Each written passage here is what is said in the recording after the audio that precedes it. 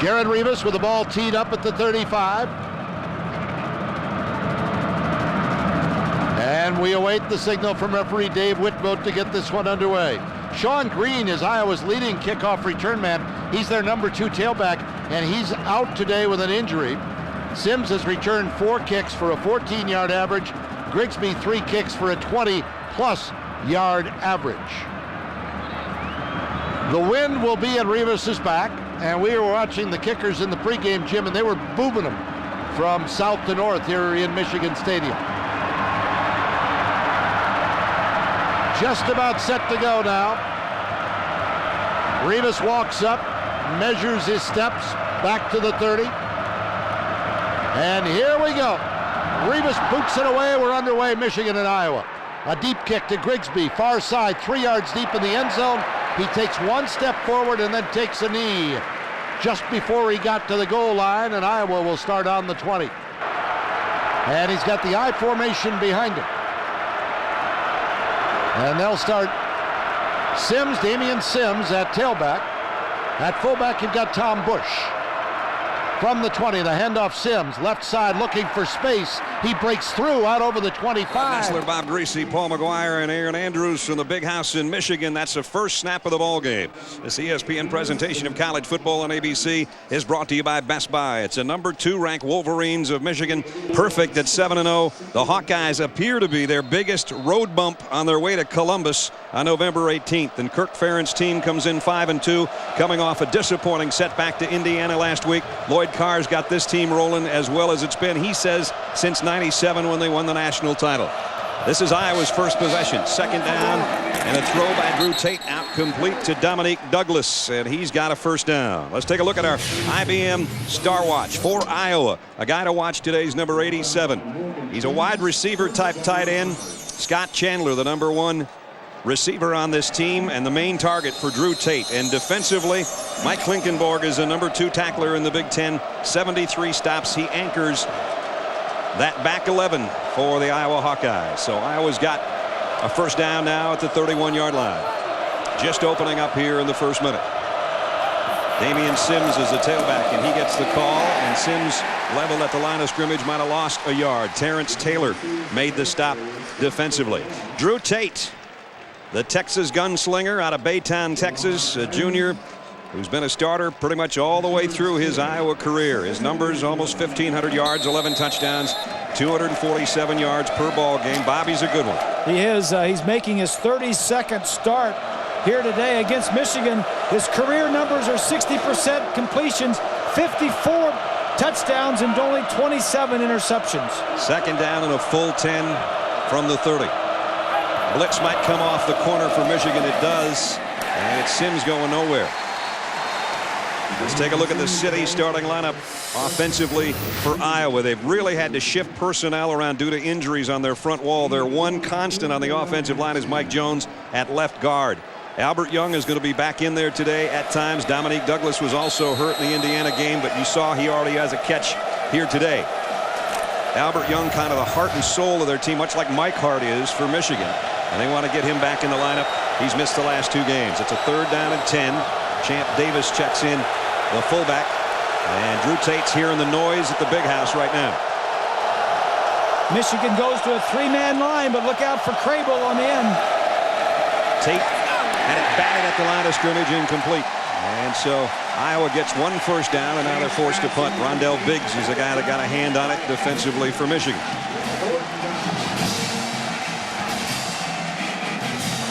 Ken O'Keefe, the offensive coordinator, meets Tate at the sideline, and you see those big defensive end Biggs and Woodley coming after the quarterback, and Biggs got his hand on it.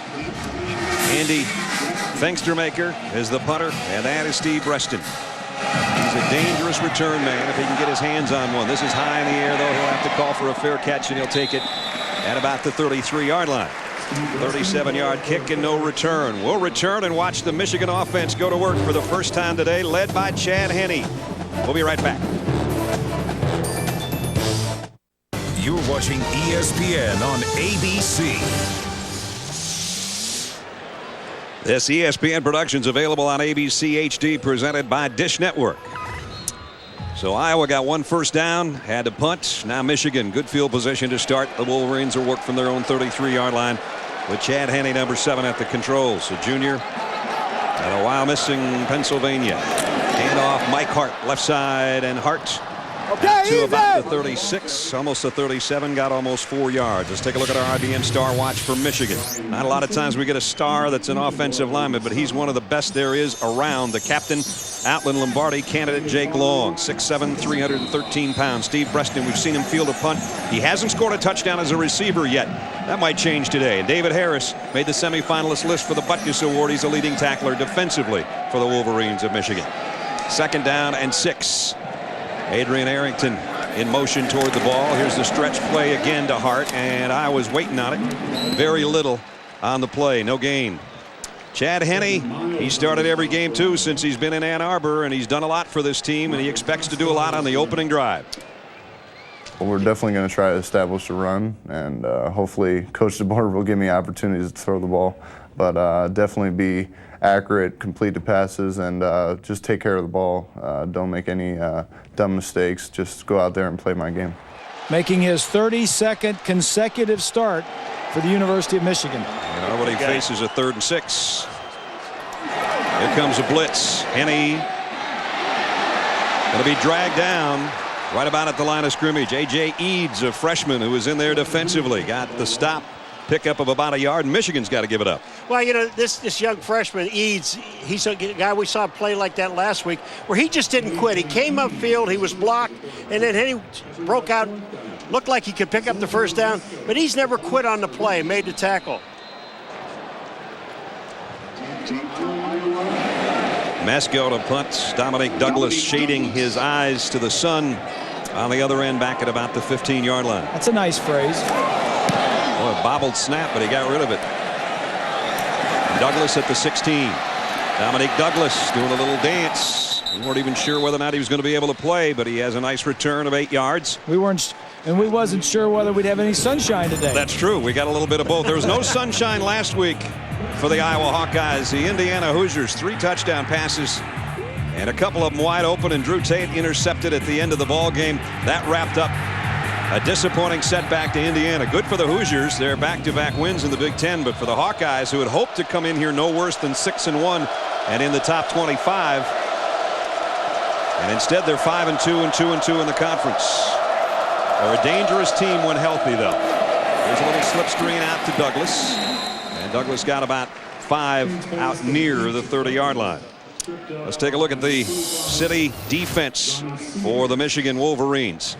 Front 7 maybe as good as there is in college football, and it's led by Woodley, Taylor, Branch, and Biggs. Those 4 guys have competition about who can make the most tackles, who can get the most sacks.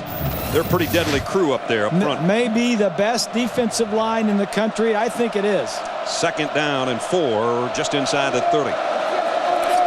Tate, quick throw on the slant. He got it. Good throw out to the 40-yard line. Dominic Douglas putting on a show already here in the first quarter. Pickup of 10. Let's check in. Aaron Andrews in for Bonnie Bernstein this week. Aaron. Brad, you mentioned the health of this Iowa team. How about last week? 8 players either missed the game or did not return to action because of injuries. Kirk Ferentz definitely telling me happy to have Albert Young back today. Hasn't been in yet, but we'll see how effective he is with that ankle. For their defense, defensive lineman, guys, Mitch King, we got to keep an eye on him. 50-50 today with a hamstring. All right, EA, good to have you with us. Bonnie, we hope you're feeling better too, and hope to have you back next week. Dominic Douglas. I don't know, he looks like Dominic Wilkins so far in the first quarter. He's got the human highlight film thing going on. Tate really took a shot, but he got the ball complete down, and it's at the 41 of Michigan. Brad, I don't know what Dominic Douglas got last week, but he ought to get it every week. I mean, here's a guy that was not even 50-50, was questionable being in the game, and he's caught everything they've thrown near him. Watch this throw.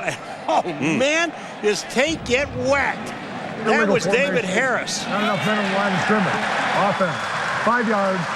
Repeat first down. Dave Whitvote, I apologize. I did not see the flag. It's way over on the far side of the field at about the 36-yard line, so that one's coming back.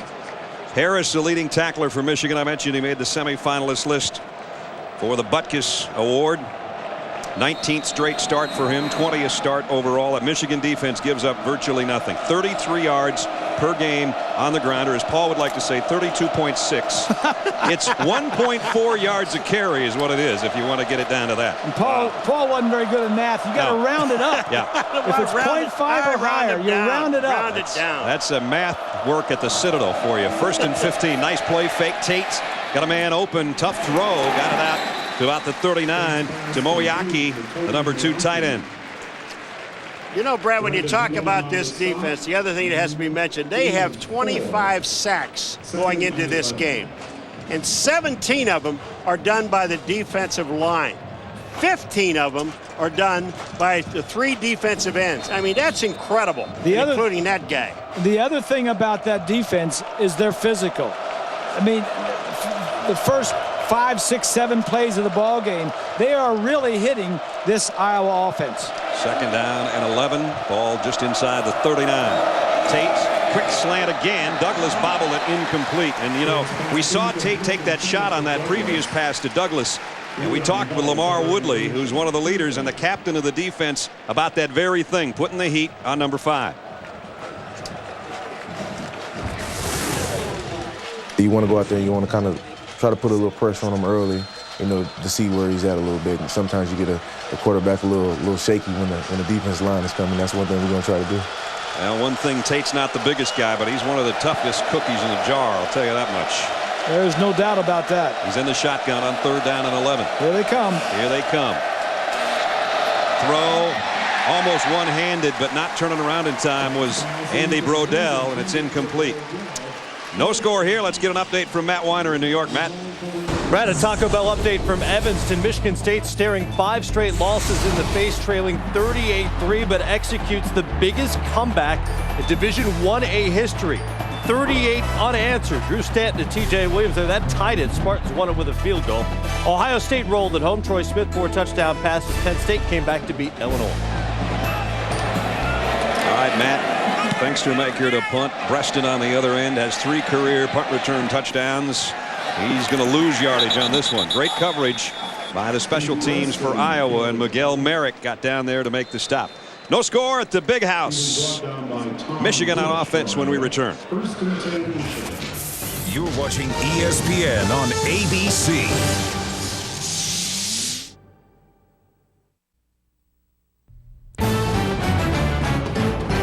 ESPN's College Football on ABC. Brought to you by Chevrolet, America's brand. Chevy, an American revolution. Allstate, are you in good hands? And Taco Bell, think outside the bun. That's the M-Den, most popular apparel and souvenir store on campus. Hardest to find item right now is at 86. Mario Manningham, who is out after arthroscopic knee surgery. Could be back as soon as next week. He's their big play guy. 9 touchdowns on the season, but Adrian Arrington is starting to come on. Number 16. We'll see him before the day's done, filling in that spot. Here's Mike Hart. I'm sure there's a lot of number 20 jerseys around as well. Hart got about a yard, and that's it. Let's take a look at the city starting lineup for Iowa. The aforementioned Adrian Arrington, who's putting touchdowns together over the course of the last couple of weeks as the fill-in for Mario Manningham and really coming into his own. The only Iowa native on the Michigan team. And when you got Mike Hart, you got a pretty good running back. He was injured last year, didn't play in this game. Number 20 is one of the best around, and he's closing in on a 1,000-yard season again. He needed 94 coming into today to reach that magical number again. 2nd down and 10. Play fake to Hart, and Henne comes up, strolling out, complete to about the 38-yard line to Steve Breston, who took a big shot from Adam Shada back there. Defensively for Iowa, they've had a lot of changes due to injuries. Alex Canellis is in because, as Aaron told us, Kenny Owebama did not make the trip. Madison, a good defensive end on the other side, and Shada, who just made that hit, is the leading interceptor for Iowa. He's got 3 on the year, including one he took for a touchdown against Purdue. And Mitch King, the defensive tackle, who is an outstanding player, did not start the ball game, although we are told he is available. Hart. Boy, Iowa's defense isn't giving up anything. I don't care how banged up they might be. They're not letting Mike Hart out of their sights. And Canellis, the guy I just mentioned, helped on the stop, and it's 4th down Michigan. And old number 40. This is a guy I think you're going to call his name probably about 20 times in this ball game. Klinkenborg, number 40. Mike, he's a middle linebacker, and this guy makes so many tackles. It's incredible. He leads the Big Ten, as you said before. Mike down to 89 yards, but virtually nothing there, and another Michigan 3 and out. So Mesko will kick almost the same spot in the field as the last punt. He got all of this baby. Douglas way back at the 6. Dominique Douglas trying to get to the corner and did. Nice return by Douglas out to the 24-yard line. So a 19-yard return after a 57-yard punt. Drew Tate, he's the guy that's going to have a big game for the Iowa Hawkeyes if they're to pull off a stunner here in Ann Arbor today. He's on deck. You're watching ESPN on ABC. Well, a game of punts so far for Iowa and Michigan. Iowa now at the 24-yard line. Second straight time they've started in the same spot. Grigsby in a motion to the slot on the left side. Tate on play action was looking that way, and now in trouble. Somehow got away from 3 would-be tacklers, and then he took a shot as he got out of bounds with a pickup of about 4. Let's break down the game, fellas. Well, for Iowa, it's a chance for redemption. Last week's loss to Iowa was a real stunner, and for Michigan, beware of the trap. This Iowa team is not going to play as bad as they did last week against Indiana. And for Iowa, stay out of 3rd and long. They have had 3rd and 10, 3rd and 11. They've got to stay out of that. And when I'm talking about don't shut it down, Michigan, when they have a tendency to get ahead in the ball game, the 3rd and 4th quarter, they kind of lay on the ball. They can't do that. Just keep pouring it on if you can. 2nd down and long here. 2nd and 6. Flair out of the backfield to Sims. Michigan's waiting on it. Nice play by Dave Harris. 2nd time he's made a big stop. The middle linebacker, number 45. Tonight, ESPN's got a dandy for you. Division leaders in the ACC will have at it. Calvin Johnson and Georgia Tech look to remain perfect in ACC play. They'll visit Death Valley and take on the Clemson Tigers and an Atlanta native, James Davis. College football primetime on ESPN, 7:45 Eastern. Those games available on high definition. Call your cable operator or satellite provider today. 3rd down and 5. Here comes a blitz off the corner. The throw complete. Nice catch and a good throw, Andy Brodell. And Tate put it right on the money there. So Drew Tate, that's his first big completion to kind of get Iowa a little bit of room to work in front of 110,000 plus at Michigan Stadium in Ann Arbor. No score, vital game in the Big Ten. Michigan, if they can get by Iowa, the rest of their schedule looks like they won't have that big a problem. And before they get ahead, get up there to Columbus and Ohio State. Hey, Mike, did I call you Brad? I don't know. No, I don't know, Steve. Did I call you Bruce? I'm sorry, I called you Brad. Well, Mike's going to work tonight at 7:45. And Clemson out to the 40, pickup of a couple. As we're down almost to 4 minutes remaining in the first quarter.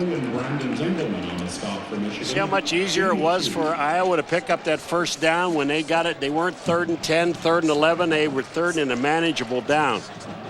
It kind of works that way, but I'm wondering, how do you know that much about offense? Well, one time I played offense. I don't remember when it was, but I did. There's Ken O'Keefe, the offensive coordinator for Iowa. How would you like to throw to Paul McGuire? Well, he held on to a lot of them, he says, as a senior in college. I don't know if that's when he started dropping them after that. Dominique Douglas dropped that one, but he made the catch, and the ball bounced out of bounds. Going to be a first down near midfield as they got about 10 yards on the play. The conclusion of our game today will select the Chevrolet player of the game from each team. To honor their determination, Chevrolet will make a $1,000 contribution to each University General Scholarship Fund. And I would say Dominique Douglas is the leader right now, just because he's caught about everything that's been thrown his way. Well, he's from just up the street outside of Detroit. Well, he's caught 4 balls for 40 yards. The problem is they're leaving him out there one-on-one, and I don't blame Drew.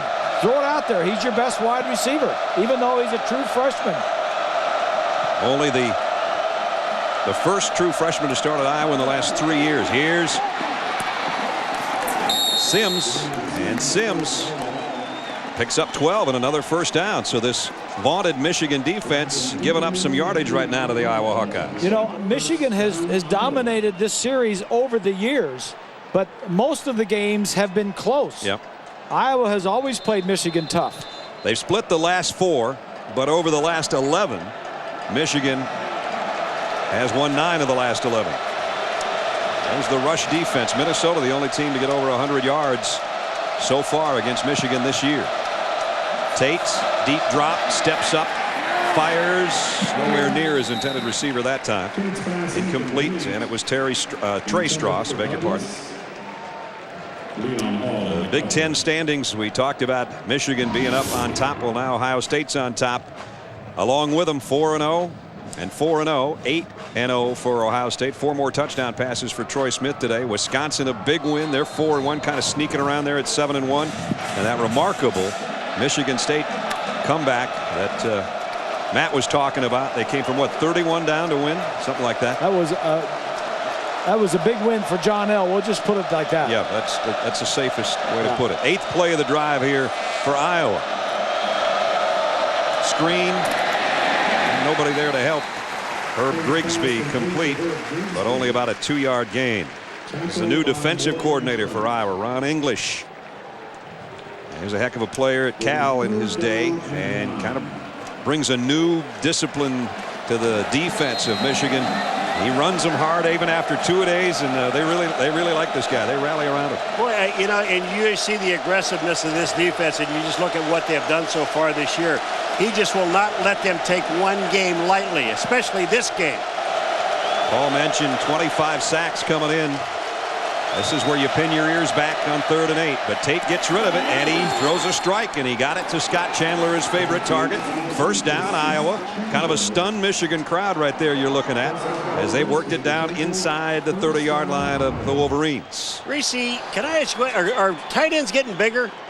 This guy was a wide receiver when he first came to Iowa. Then he just kind of said, they told him, why don't you eat a little bit more and gain some weight and play tight end? And he did. Wouldn't you like to have one of the coaches say, why don't you eat more food? At the 26, first down. Tate rolls looking to throw. Now he's in trouble, and now he got away somehow. He put himself down, but it was Tim Jamison coming. Looks like he may have fallen on his hand when he fell, trying to keep his balance. Sean Crable was chasing him too. Let's take another look. Tim Jamison will get credit for this sack number 90, and that'll be his 4th sack of the year, and he's a backup defensive end because he is basically, no, I'll tell you what, Crable may get it because he's the last one to touch him. Yeah, Crable number 2 is a guy that plays linebacker but stands up as a defensive end at times, and he is quite a specimen. 6'5", 241, and can run like crazy. Massillon, Ohio. They play some pretty good football there, I'd say. They've always had good personnel here at Michigan, Brad, and this year is no different. But this year the schemes are a little different because the coordinators on offense and on defense are new this year for Lloyd Carr. That sack on Drew Tate, even though it was kind of a Drew Tate sack, and he does look like he's favoring his left hand. First time he's been sacked in the last 65 pass attempts.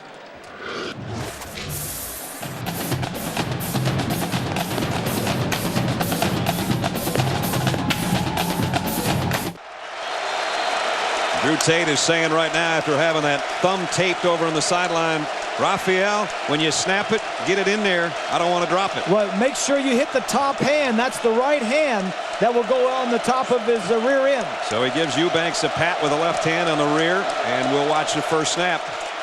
And he comes up throwing. No, he doesn't. And the ball is out. And Michigan's got it. And that was Crable. Number 2, the blitzing lineman. If he got credit for that other sack, that's 2 sacks in a row for him. That gives him a total of 4. Snap was clean, but he was hit immediately, and it hit off his knee. And then here comes the scramble for the football. I think this ball just slips out of his hand. No, it's hit. It's knocked out of his hand by Crable. The reason he had to pull it down, though, was because the coverage out on the corner was there with Hall. So give Hall some credit for the coverage. and then the takeaway by the defense. I've heard of short drops, but that wasn't even 3 steps, was it? No, that was supposed to be a quick pass, but yeah, the corner was there. Now Henne looking for a quick pass, completes it out. Adrian Arrington, and Arrington trying to drag Adam Shada down the sideline. Picked up 9. Here's Arrington, number 16. This is a kid out of Cedar Rapids, Iowa, that the Hawkeyes offered a scholarship to after his freshman season in high school in Iowa. The only problem is when he came to Michigan's camp, saw this campus, saw this stadium, and thought, you know, a lot of guys have been NFL wide receivers coming out of here. He decided Ann Arbor was a spot for him. You're right. A lot of guys have done that. Second down in the yard with Breston in motion from the 50. Henne. Time to throw, and he got it to Arrington again. Slips through a man at the 40, and he's down to the 36-yard line. First down for Michigan. Pick up a 14.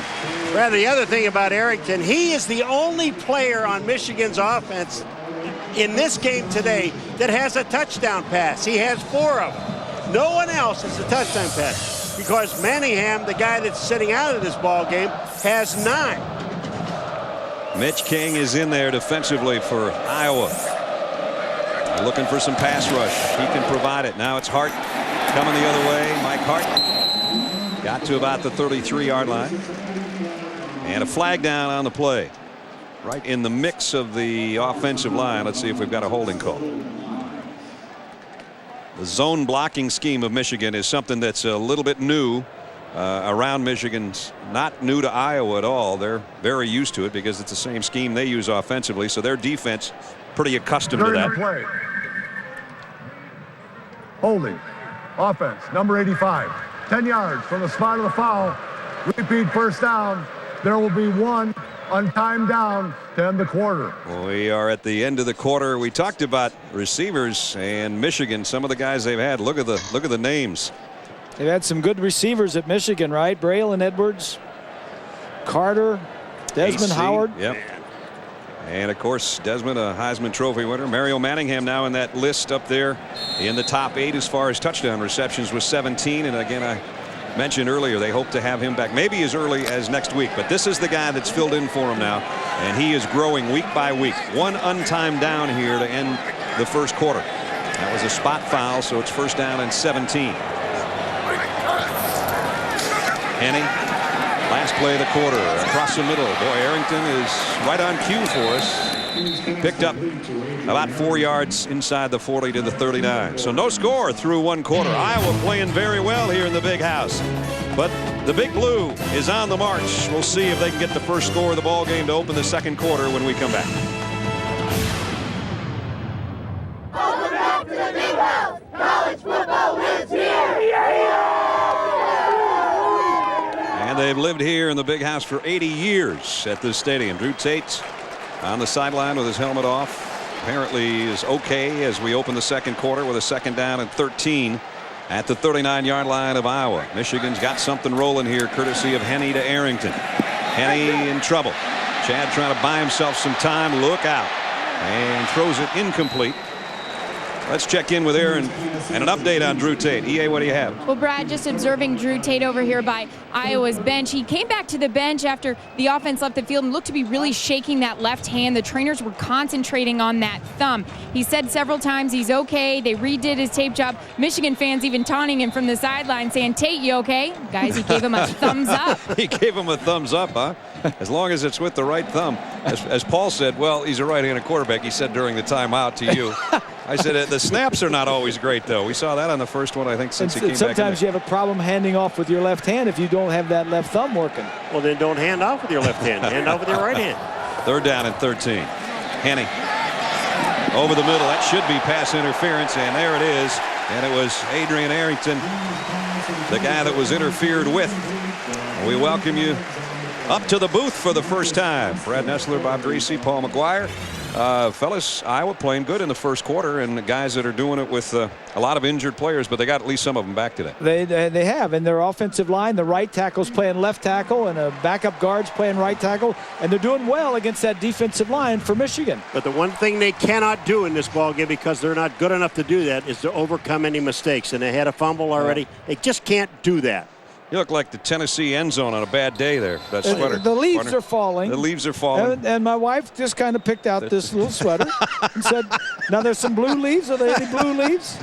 It's autumn in Ann Arbor. And it's cute, though. It really is cute. First down for the Wolverines at the Iowa 31-yard line.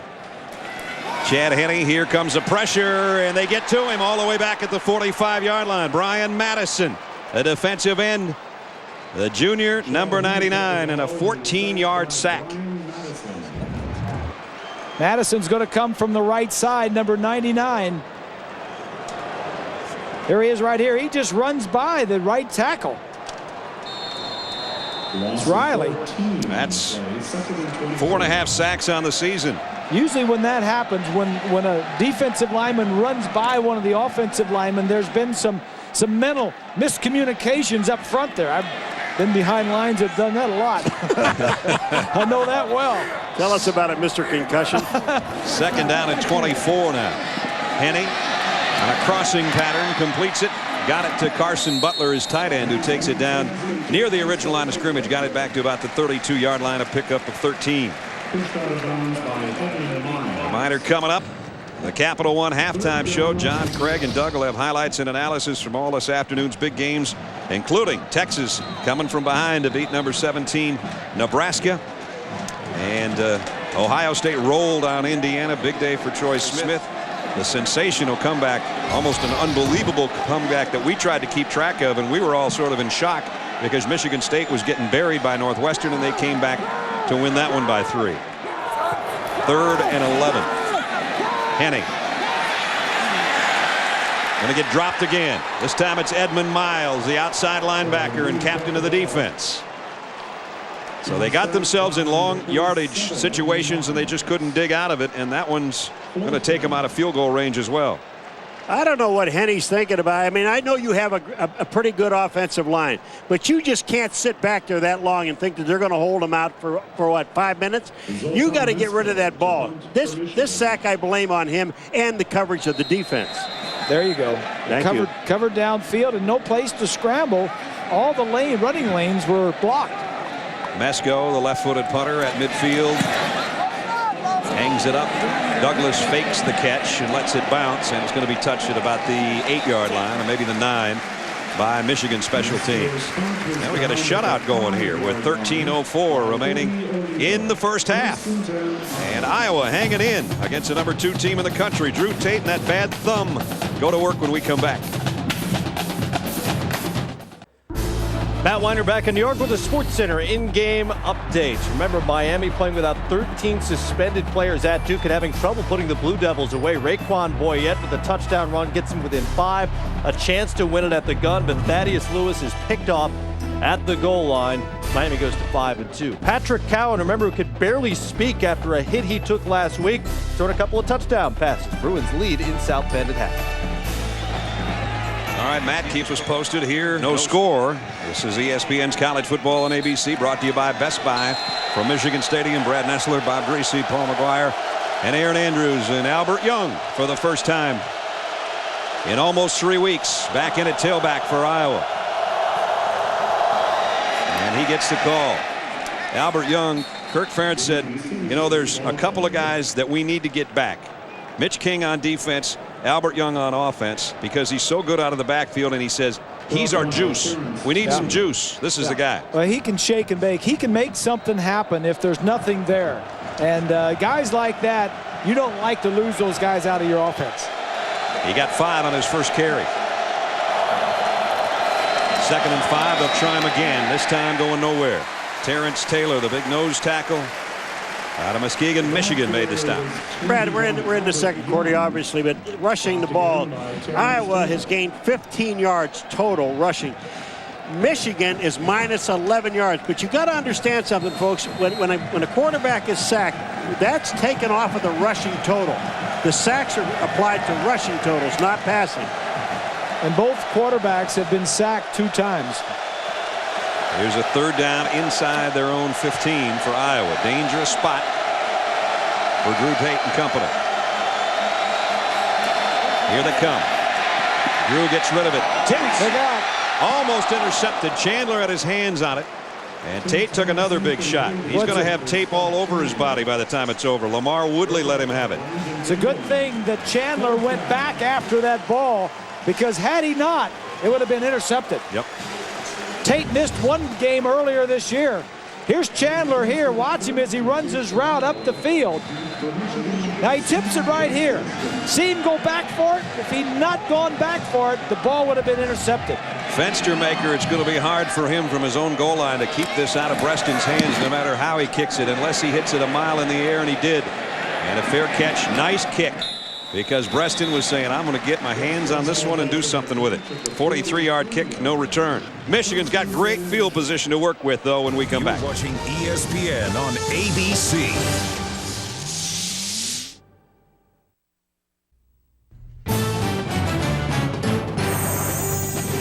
ESPN's College Football on ABC. Brought to you by Hummer, like nothing else.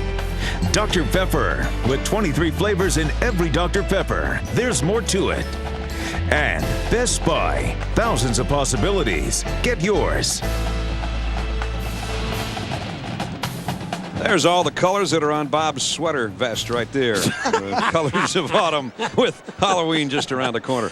Lloyd Carr, 109 wins coming into this one, 7-5 last year, and everybody said, there's a guy in the hot seat. And he said to us yesterday, you know what? I always figured I was on the hot seat even when I was assistant to Bo Schembechler. And 12th season as the head coach, national champion in '97. Speaking of Bo, Coach Schembechler got a little bit ill yesterday before the taping of his weekly TV show. And if you have to know Bo, the doctors want him to go to the hospital. He said, we got to tape the show. So they taped the show, and I'll tell you the rest in a minute. Chad Henne, play action, and the throw is complete. And it's a tight end again, spinning down, gets a first down all the way to the 40-yard line. So finally, Bo taped the show. They brought the ambulance in. They took him to the local hospital, which he has been in overnight. And we understand that at least up until game time, he's still there. And I'm sure they have him chained down, or Kathy has him chained to the bed. I don't know if he's watching the game. Coach, if you're watching the game, we miss you, especially when you hang your head out the window when we're getting ready to do the open of the game. And they go, Greasy, you were never any good when you played, and you're no good at this. That's right. His booth was right up above where we taped our opening. And I heard that the nurse came in and asked the coach, hey, Coach, how much do you weigh? And he says, 205 pounds of twisted, hard blue steel. And that's why he likes guys like this guy. Twisted blue, 196 pounds of twisted blue steel is Mike Hart. And he just kept driving. You heard the big crowd erupt there as he picked it up down to a 2nd down and 2. And now he's 78 yards away from 1,000. Bo, we hope you're doing fine. We hope to see you next time we're here. Here's Hart on the outside. And he's got a first down, and he takes a couple of guys with him. Miguel Merrick finally made the stop, and number 20's got it rolling a little bit now. When you watch him run, Hart, we're talking about number 20, his legs never stop. And people say, second, third effort. I always consider it a continuous effort, because if you stopped on your first effort, that means you quit. This young man here does not stop. His legs are driving and driving. That's why he picks up the yards that he does. Iowa's got a guy down. And not quite sure, can't see. It might be Adam Shada, I think. The corner of the junior out of Omaha, who's the leading interceptor, holding his lower leg down by his ankle. He's got 3 interceptions on the season. We'll check on him in a minute. Right now, give you the Aflac trivia question. Which 3 brothers all played the same position for the Iowa Hawkeyes and all wore the same number?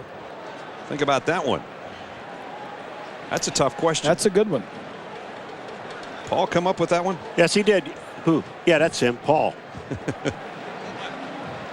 Shaded, trying to help him to his feet. Kirk Ferentz looking on. He knows he doesn't need any more injuries. That's for sure. The starters. And he's limping off, and it's the lower right leg. So we'll try to get a report from the sideline. Let's go in the pits, Bob. And we'll do it with Jake Long. Yeah, we like to feature one offensive or defensive lineman each week. Feel like that all the skill players get a lot of attention, and this guy is really an outstanding player. The Michigan coaches talk about him giving more accolades than any other offensive tackle that's come out of here, including John Jansen and all of those and guys, some of the other guys. And so we're going to be watching him some today, and we'll have a little some of his best plays later on in the ball game. He's up there at the top of the line. They're running that way, but they bring the end around coming back, and Steve Breston had to break about 3 tackles to lose a yard. That play never looks good when it doesn't work, but when it works, the reverse. Oh, that was a great call. You know, Bob, I'm telling you, I hate that play. I hate the play where they run it from. You're at the 30, inside the 30-yard line, and usually when you run that play, you end up back about the 40, and it fails, and it takes you out of field position. And, you know, a great graphic there. I think what they're trying to do is find Steve Breston some open space and get him involved in the offense, because he hadn't scored a touchdown this year. Here he is on a screen pass. He scored on a screen pass last year against Iowa, 52 yards. That was the deciding factor, really, in the overtime win. Got a short gain on that one, but the big smile on the face of Steve Breston. But I tell you, last time around, that's that play, or very close to it, and he got the crease and broke 2 tackles, and he went 52 yards down the sideline for the touchdown. And then it was finished off in overtime, 23-20. Third down coming up. Michigan 0 for 3 on their third down conversion so far today. Chad Henne pressured over the middle. Caught. Looks like it's going to be a first down to Greg Matthews. And boy, he came back, got a hand on it, and sort of tipped it to himself. It was a bad throw. Chad Henne had some problems, and he threw the ball low and a little bit behind him. But the true freshman, Matthews, went down and got it for a big first down. Here he is here. He's just going to go across the formation. Now the ball is behind him, catches it. That's for a true freshman, that's big time, because that's a big first down. That's why the ball was behind and low. Yes, Madison was the reason it was behind and low. Yeah. 7th play of the Michigan drive. First down, their deepest penetration down to the Iowa 16. Henne fires and hits Carson Butler in a bad spot. Right in his right hand. Let's get another update. Matt Weiner in New York. Matt. Brad, there's a candidate for the Pontiac game-changing performance today. Nebraska trying to run out the clock to finish an upset of Texas. Zach Taylor to Terrence Nunn, but Aaron Ross pops it loose. Marcus Griffin recovers to set up the game-winning field goal. You want to vote for your Pontiac game-changing performance? Just get yourself to ESPN.com. Keyword Pontiac. Well, Nebraska is so much better than they have been now, and a heartbreaking loss for them, but that shows Texas and why they're number 5 in the country. Got to make big plays at important times. Let's see if Michigan make one here. Henne throws complete. Butler's got this one, and the Butler did it down to the 4-yard line. First and goal. You know, that's the exact same play they just ran a moment ago, and they just came right back to the same play. Same call, same play, same receiver. They got a linebacker, Hempel, trying to cover him, and he just doesn't get it done. Monday night, Eli Manning takes on Drew Bledsoe and T.O. and the rest of the group. Important divisional clash. Monday Night Football, 8:30 Eastern. Also available in high def on ESPN HD and Spanish on ESPN Deportes. There's Breston out there lined up single coverage. First and goal. Mike Hart cut back into the middle of the Hawkeye defense, and he might have gotten a yard. Marcus Pascal came up from the secondary, made the stop. Sleddon gets pretty tough right now down there around the 3- and 4-yard line. Pascal, he was banged up too. He's only playing at about 50%, Norm Parker says. And he said the same thing for Marcus Wilson at that safety spot. I said, take both their 50s and make it 100, Norm. They had there's 8 guys on the defense, I think, are 50-50 going into this ball game. There's Breston, Arrington to the top of your screen. Second and goal at the 3. Henne is going to go to Arrington. Touchdown. Nope. He is bobbling it going out of bounds. Boy, made a heck of a catch. But it's incomplete.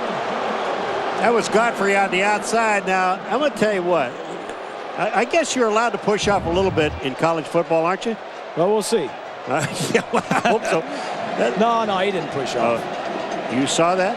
Now, there's the bobble, so he didn't get his feet down, but he bobbled the ball. Here's another look. That's the push-off. That's not a push-off. That's pushing off. That's closer than you No, think. that's a good call. He was bobbling the ball right there. Bobbling now. Did he scrape the toe after he got it, though? Well, that's... Boy, that one was really close. Yeah, but I would say they got that one right.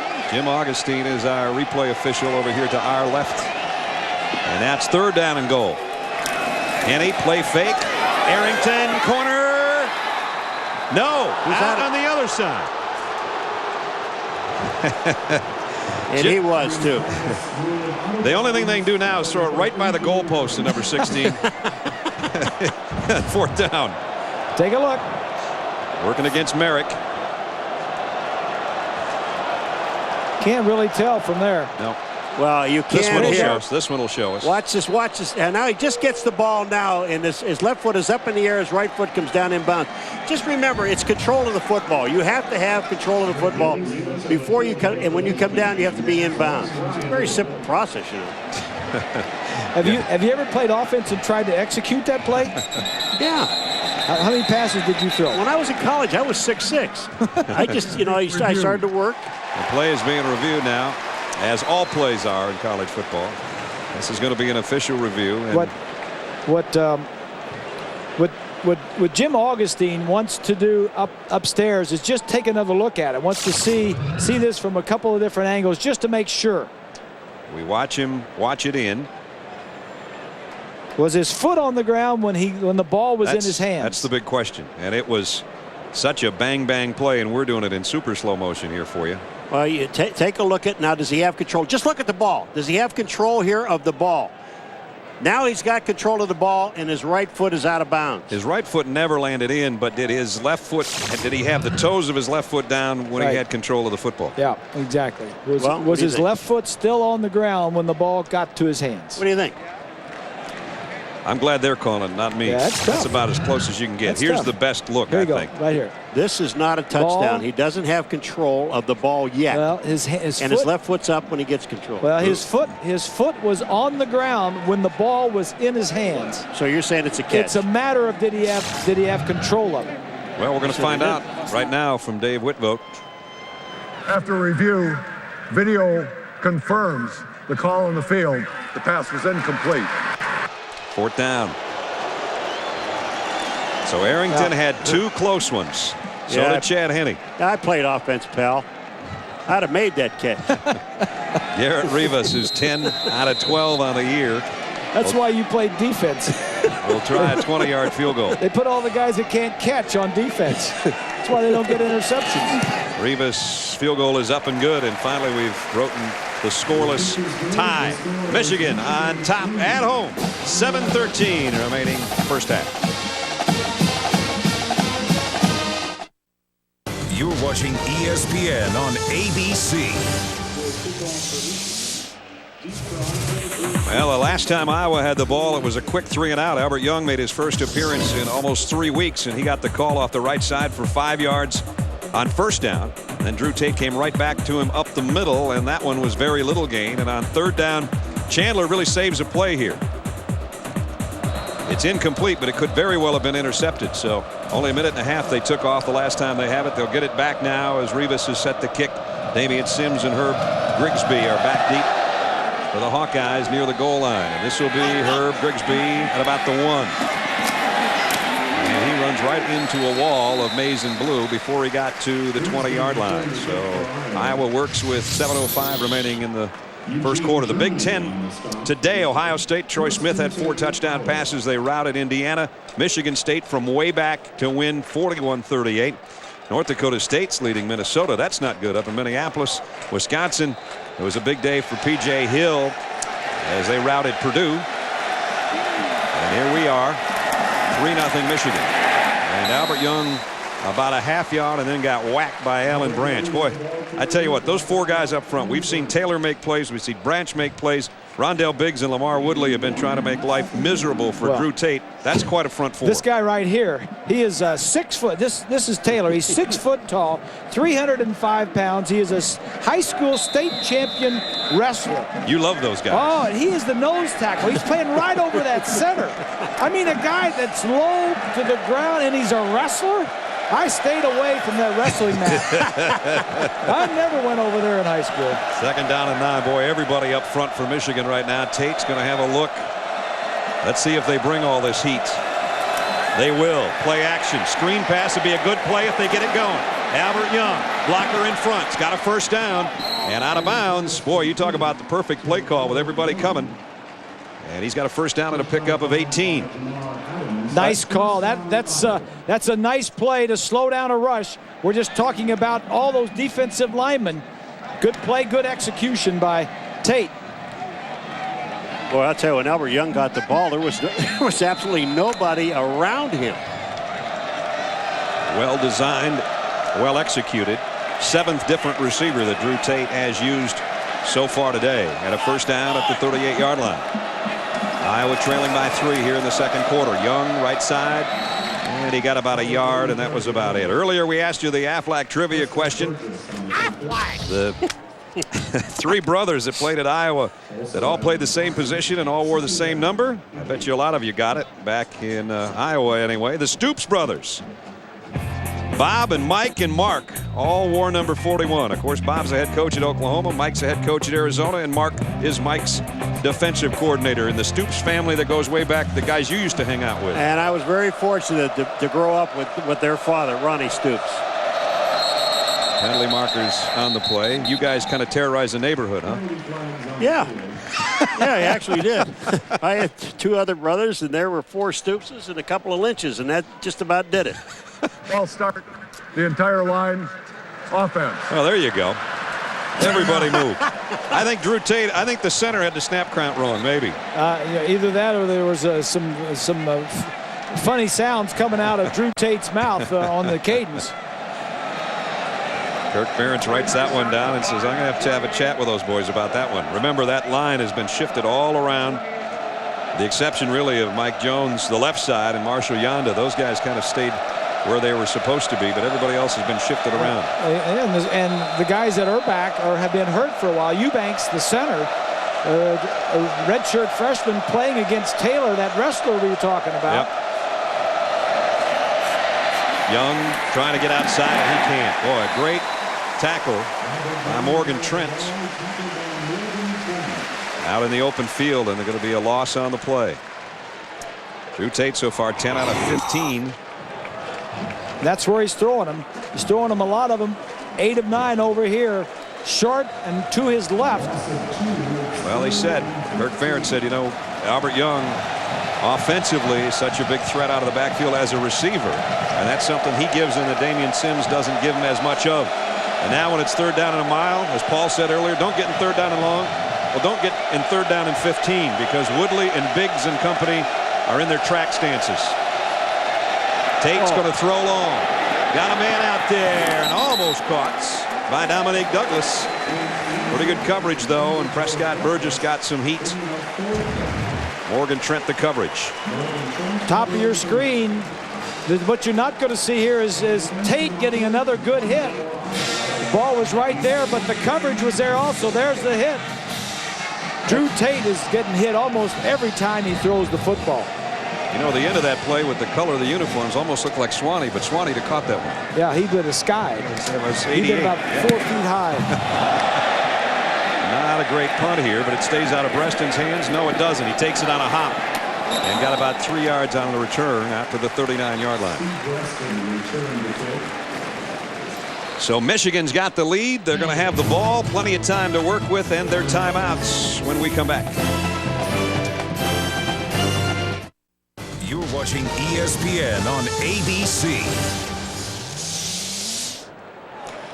Welcome back to the Big House. Michigan leading 3-0. Iowa's defense on the field, and as they were sitting on the sidelines, their head coach Kirk Ferentz came over and said, you need to work your feet. If they grab you and hold on, don't tire out. Work your feet. Also, guys, an injury update for Iowa's D. Adam Shada cornerback. He was in the locker room, it looked, with an apparent ankle injury. They have brought him out. They're working on him right now, which is good news because we know these guys are banged up. Of course, defensive coordinator Norm Parker saying if Lloyd Carr was any sort of a gentleman, he'd take his first teamers out and they'd go to the World Series. That's Norm for you. He's a throwback. Thanks, Aaron. At the 39. And it's Mike Hart. And they don't give Mike much today. He's really having to battle for the yard and 2. He gets here and there. Klinkenborg made a stop. Only 23 carries on 23 yards rather on 9 carries for Mike Hart. There's Norm. He's been around the horn a few times. Yeah, he's a good guy. Good guy. Loves to coach football. Has been at Iowa for 8 years, as long as Kirk Ferentz has been there. And usually has a very good defense, very aggressive. They haven't been able to get turnovers. They had their first fumble recovery of the year last week in their 6th week of the season. They're trying to get Breston loose over there on that pass play, and it hasn't worked so far. He got about 3. Godfrey, who's in there for Adam Shada, made the stop, and it's bring up 3rd down and about 6. Coming up, Capital One halftime show. John and Craig and Doug will have all the scores and highlights and analysis from the earlier games. Some big ones. Ohio State, a big rout. Alabama and Tennessee in the SEC. Texas beat Nebraska. All that and a lot more in about 3 minutes and change. 3rd down, a long 5 as Henne may be changing things up here at the line. 3 wideouts for Chad as he drops, looking right all the way, and he throws a perfect strike to the 47-yard line to Breston. Boy, that's as good a pitch and catch as you can do. Well, you can't do it any better. You can't throw it, you can't catch it, and you can't cover it any better. Godfrey's on the coverage. The ball is thrown perfectly to the outside. I mean, that's just good football right there. Breston came in as a leading receiver. He's got 4 more today. 32 catches on the year for Steve. In Iowa territory. Nice play fake by Henne. Going deep down the middle. Arrington and Breston. Breston was the intended receiver, but that one was way out in front of him. Flag down, and it's going to go against Michigan, I believe. Alex Mitchell, number 73, the right guard, was holding. We'll get the call here from Dave Whitvote. Offense, number 73, 10 yards from the 3. Let's take a look at our Pacific Life game summary. Drew Tate on this play trying to avoid the sack, put his hand down and suffered what we assume is a sprained thumb. He had to go to the sideline. They have it heavily taped. Chad Henne's been getting roughed up a little bit too by Madison and company on the Iowa defense, and Mike Hart has been held in check. Only 23 yards on his 9 carries. So the story Pacific Life wise so far is you're running for your life and the defenses are playing great on both sides. Yeah.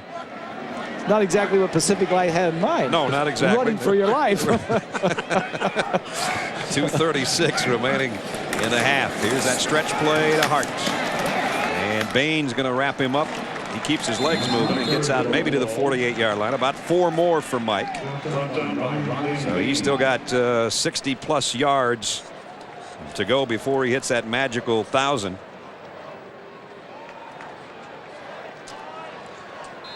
As we approach 2 minutes, Breston comes in and brings the play.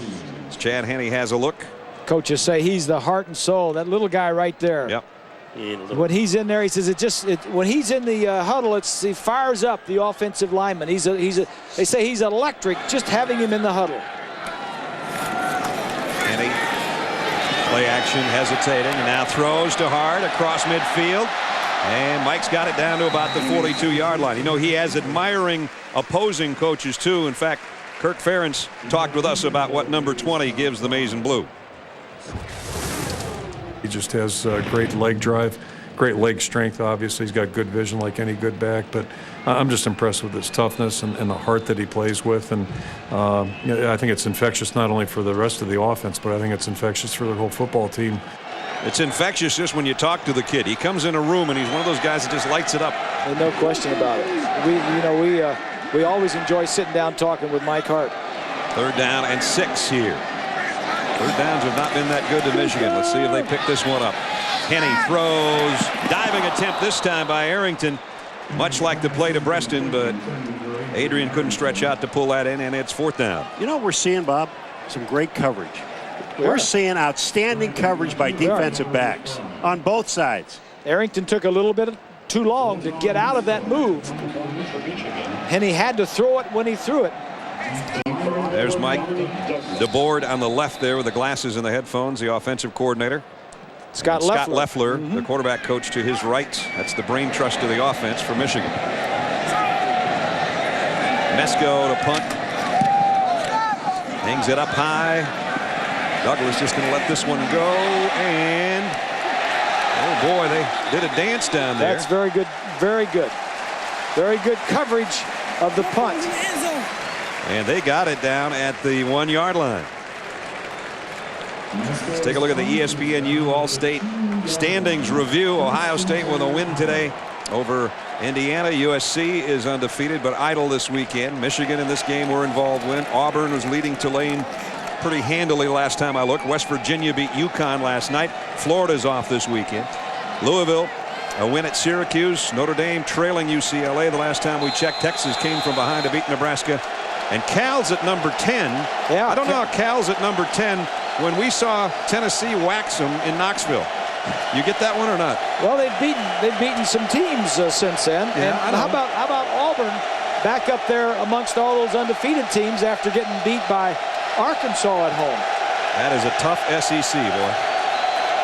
There's the fullback trying to get Iowa a little room to breathe. Tom Bush carries it out for about 3.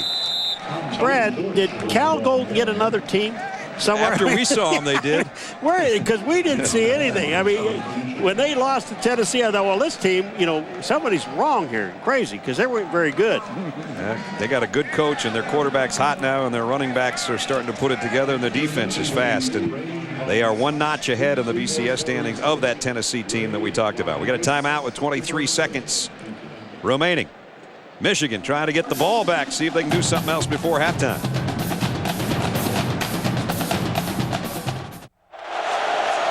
Now, do you chance a throw down here?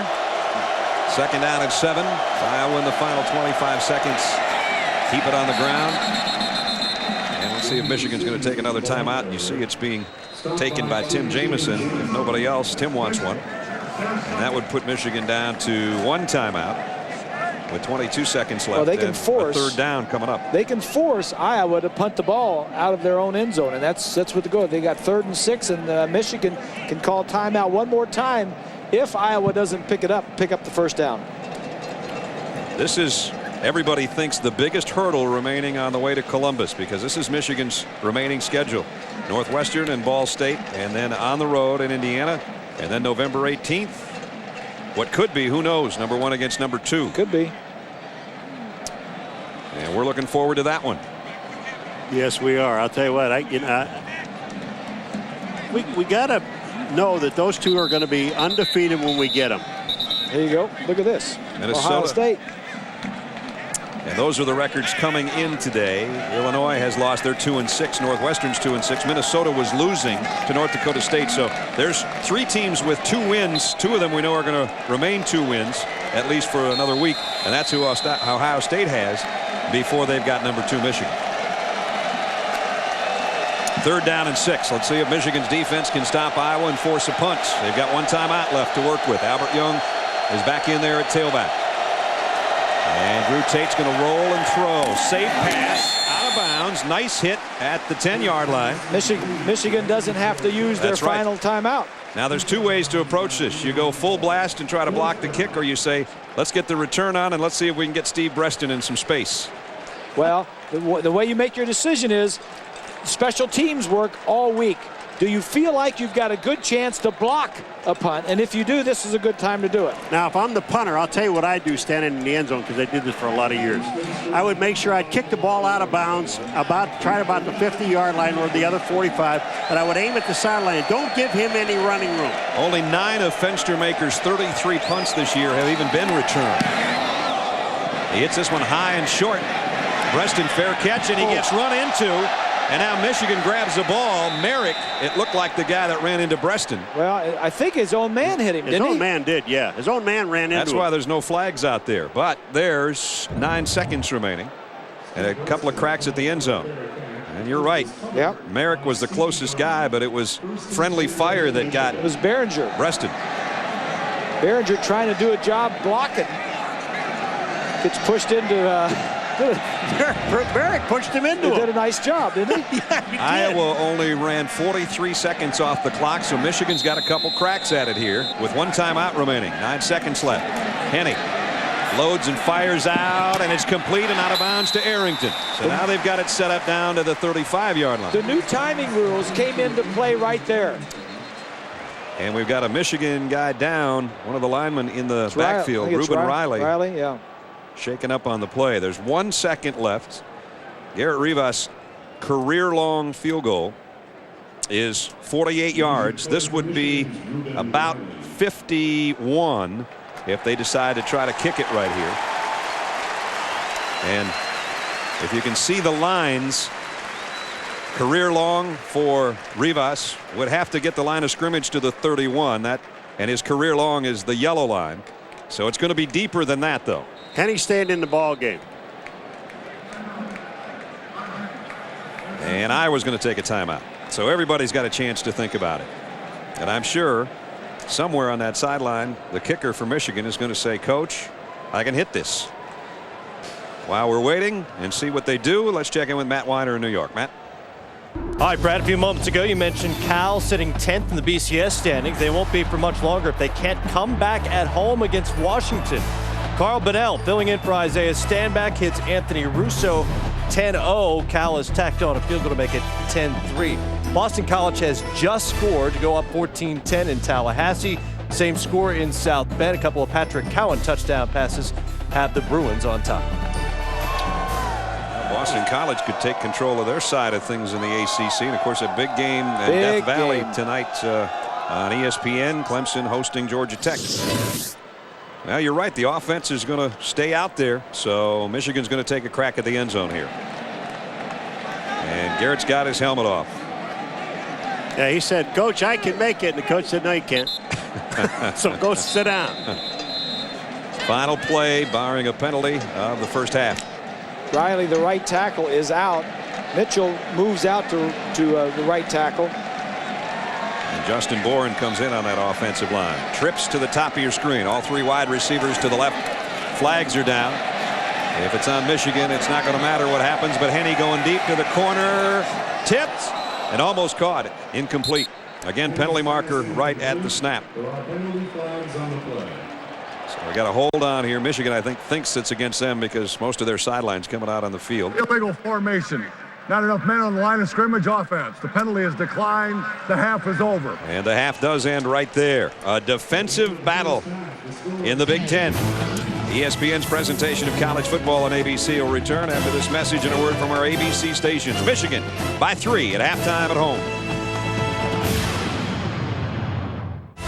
This is the Capital One Halftime Show. John Saunders, Craig James, and Doug Flutie with you here. Michigan, we felt this is their only hurdle on the way to an unbeaten Ohio State great matchup. They're not jumping the hurdle very well. No, you know what? And Iowa's a team that a lot of people felt like had a chance to be a contender in the Big Ten, at least to upset some of the top dogs. Well, right now we're seeing a Michigan team that's having to play hard. And this is the Big Ten. Iowa's that next level down. That's why you just got to win. Doesn't matter if it's 3-0, 4-3, 5-4. Somehow you got to find a way to win the football game, and Michigan's doing it. You know, I just thought today was a day that Iowa was so beat up that maybe they wouldn't be competitive today. Drew Tate's playing his tail off. He's making plays. He's trying. He's got the bad thumb, all that, but he's getting a couple weapons back. He's got Young back in the backfield with him now. They're just being scrappy enough to stay in this ball game. It would be a big upset for the Big Ten if they don't get that one. The second half is coming up after this message and a word from our ABC station.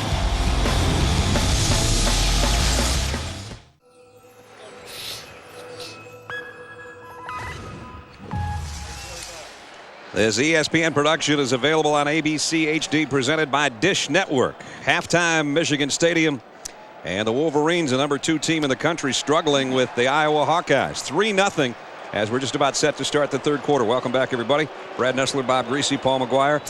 We expected defense, at least from Michigan's side. I don't know if we expected it this much from both sides. Don't like it. Don't like it. No, you don't like it. You want to see some points. I want some points. I'm an offensive guy. But I think we're going to see some in the second half. Michigan especially, I think they're going to come out. They've had some problems. They had some chances downfield, single coverage with the pass. But Iowa is stopping their run game. Do not let Iowa hang around too long. I think that they've got to come out here and score, put some points on the board, and let these guys know at Iowa that they can score, because if they keep laying back, Iowa's going to connect on one of these. Remember last year the game went to overtime. Iowa thought they had a chance to win that one, and Michigan pulled it out 23-20 at the end. So it's kind of set up like that. Remember, this would spoil everything for Michigan and their fans, because this was supposed to be the last bump. Oh yeah. Huh? Before Ohio State. Last year had the 5 losses, and all the stars seem to be getting in line for this year. They've been winning. Everything's not many injuries, and the injuries they did have to Manningham and the tight end Ecker were not season-ending. They were going to be back in a couple of weeks. Remember, Iowa won the toss and took the ball to start the first half. So Michigan will be able to get their hands on it first. And in that first half, was not much there for Mike Hart. Guy that's been rolling along and was on his way to a 1,000-yard season. He still may get there, but he's going to have to work at it in the second half. Kirk Ferentz had a chance, I think, to chat with Erin Andrews. Erin, what'd you hear from him? Well, Kirk Ferentz, guys, still incredibly tense like the Kirk Ferentz we know, but he did have a little grin on his face, you can imagine, by only being down by 3 points. He says he likes what they're doing on offense. He says Drew Tate is fine, and there's no way he's coming out of this game. They're going to continue to run Young in there. He says he likes what he's doing as well. They just got to go a little, got to get in there with Michigan's defense and also with his defense. He says he's extremely happy with them. He said, we're not out of this thing, and these guys know that, and they know what they have to play for the rest of the year. The highest ranked opponent that Michigan has ever beaten was in that Iowa's ever beaten was in 1985. They beat Michigan 12-10. The problem was at that time Iowa was number 1 in the country and Michigan was number 2. Yeah. So Iowa set to kick. Schlicker will tee it up back deep. Brandon Miner and Carl Tabb in sort of an I formation back there. 110,000 plus waiting for something good to happen to their Wolverines. 54th meeting between these two teams. Michigan doesn't want to spoil their best start since the '97 team that won the national championship. 7-0 for the 21st time in their history, but only the 3rd time in the last 20 years. So here we go. Big second half and an important second half for both teams. Schlicker with a kick. And it'll be Miner at the 2. Drop the ball. Retrieves it. And that is not where Michigan wanted to start its first possession of the 3rd quarter. At the 5-yard line. Let's take a look at our Pacific Live game summary. Statistically, you're not going to see a whole bunch of stuff pop up here. That's for sure. 3-0. Total yards for Michigan, 135. That average drive start is not good for Iowa. No, it is not. Own 16-yard line, where Michigan is starting almost at their 40-yard line. Michigan 15-13 of the first half. They are the number 1 team in the country in time of possession at over 34 minutes.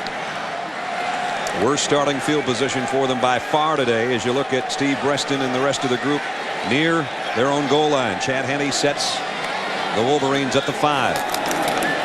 Mike Hart straight into the thick of the Iowa defense, and he only got out to about the 9-yard line. When you talk about out of whack statistics and you think about how good number 20 is, he happens to be part of our out of whack stat. Before that carry, 27 rushing yards is all, and he averages 129. Well, he's got 32 now. So he only needs 99 more, I think. Anybody that plays Michigan will tell you that the thing that Michigan will always try to do is establish the run. Smash mouth, just jam it down your throat. Michigan has owned every quarter that they played this year, and the 3rd and 4th quarters a couple of their best, so there's a lot ahead for him. Here's a quick slant, a first down throw. Adrian Arrington, that's his 5th catch of the day. Good for 10 yards out to the 20.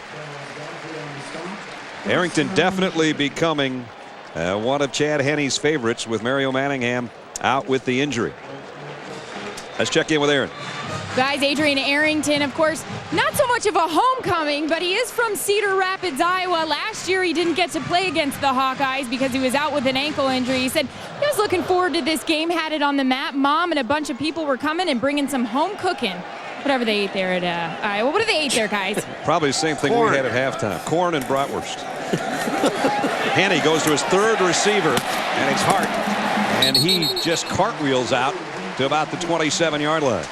Boy, I'll tell you, was this a great play by Henne? Yeah. You know, Bob, you stand back there, and when you see a quarterback do the things that he did, watch this. He's going to look to his right. There's nobody there. Now he looks in the middle. There's nobody there. Now he goes back to his left. I mean, he's got that much time to do that. You know, that speaks to the coaching that he's getting from Scott Loeffler, the quarterback coach. Just take your time, go through your reads, and here's your outlet. Just 1, 2, 3, throw. Now they go back to Hart off the right side, and he got it out for about 2 more. And it'll bring up 3rd down and a yard upcoming.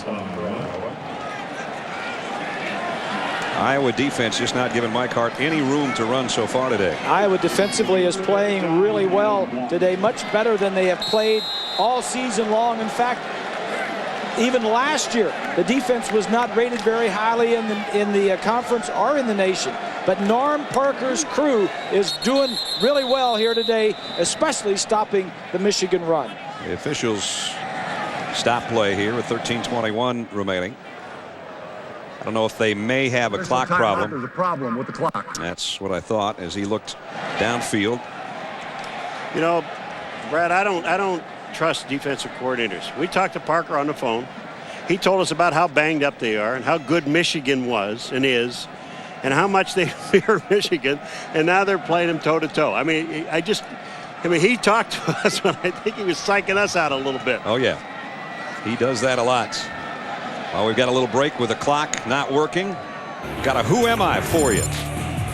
I was the MVP of the Rose Bowl win over Washington State in January of '98. Pretty good toss right there. Who am I? And we'll give you the answer to that one in just a second. I think that number 14 looks kind of familiar to me, as they've got the clock fixed. And a 3rd down and a yard. Oh, they're still checking it out.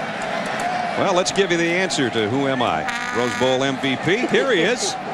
Chicago Bears got a weekend off. Brian Griese joined us. How you doing, partner? It's great to be here. I'd like it to be a little bit better score, but we got a lot of game left to play. Hey, back, Lloyd Carr said to us this is the best team he's had since you guys won the national championship. You had a rough first half against Iowa, and you had to come back from behind and win that ball game. I don't like to remember the first half of that game, but we came back in the second half. Well, You've got it. You had kind of a rough first half. Your dad told us about that, but then you dive over from a yard, and then you roll out. I think you got your tight end probably coming up here on a little bootleg, and it's right there, boom, come from behind. 28-24, and that was part of your run all the way to Pasadena. That was a big game for us. It was really the stepping stone for the rest of the season. It humbled us in a lot of ways and gave us a chance to really respect the challenge ahead of us and an opportunity to know that we could get beat on any Saturday, but if we played well, we would win every one of them. It's strange to be up here doing a broadcast and doing a Michigan game and having him sit next to me. Normally, he'd be out there on the field and I'd be saying, all right, you got to be fair That's now. right. You got, you know. Hey, why don't you leave him alone? He's auditioning for the broadcast booth. Will you leave him alone? Let him talk. I figure you got to quit someday. I figure I keep it in the family. I'm not ready yet. And we're going to come back to him in a second here. And now we got whistles and flags all over on a 3rd down and a yard.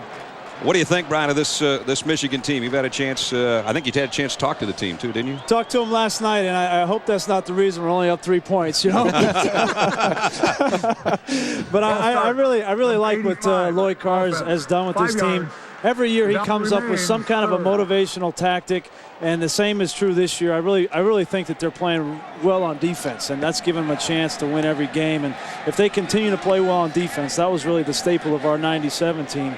They'll be able to win each game. And of course, November 18th, everybody's got a big circle or star around that on their calendar at Ohio State. 3rd down and 6 now after the penalty. Breaston in motion across the field. Henne back to throw, looking right now, comes back across the field, and he's got complete to Greg Matthews. And Matthews is across the 30. Looks like he's going to have himself a 1st down.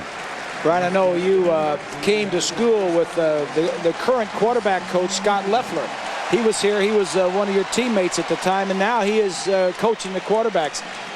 he's done a great job, and you've kind of talked to him a little bit also, haven't you?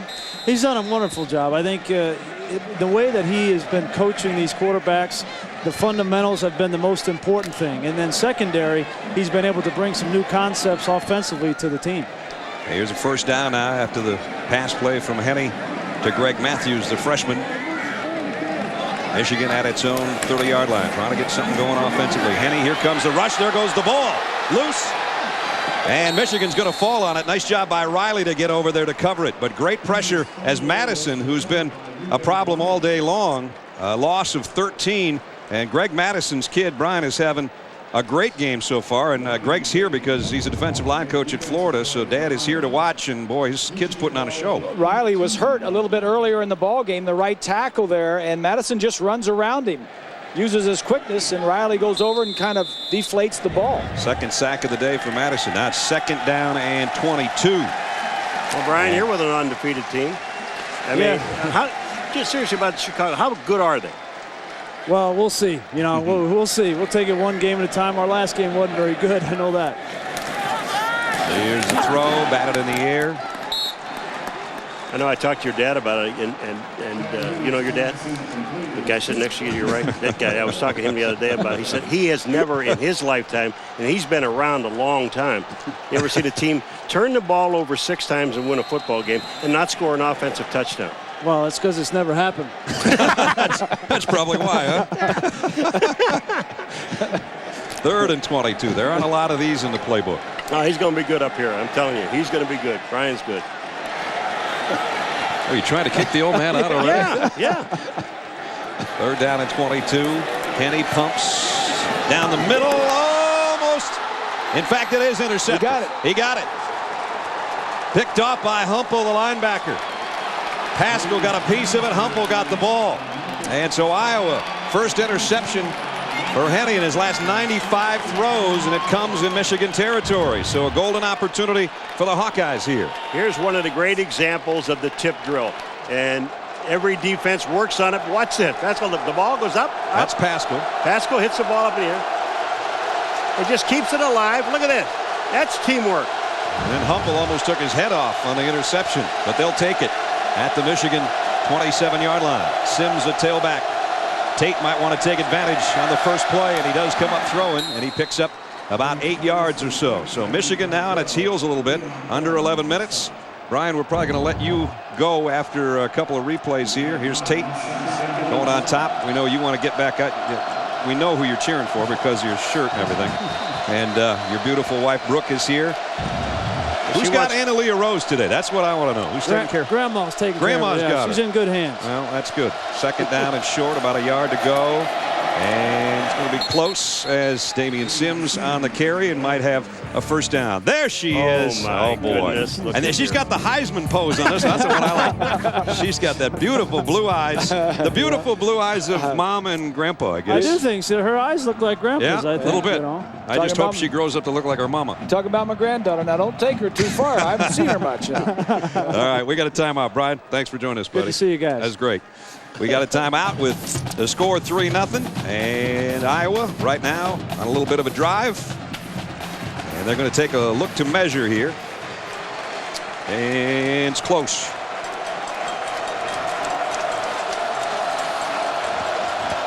That close. The tip of the football close. And 3rd down coming up.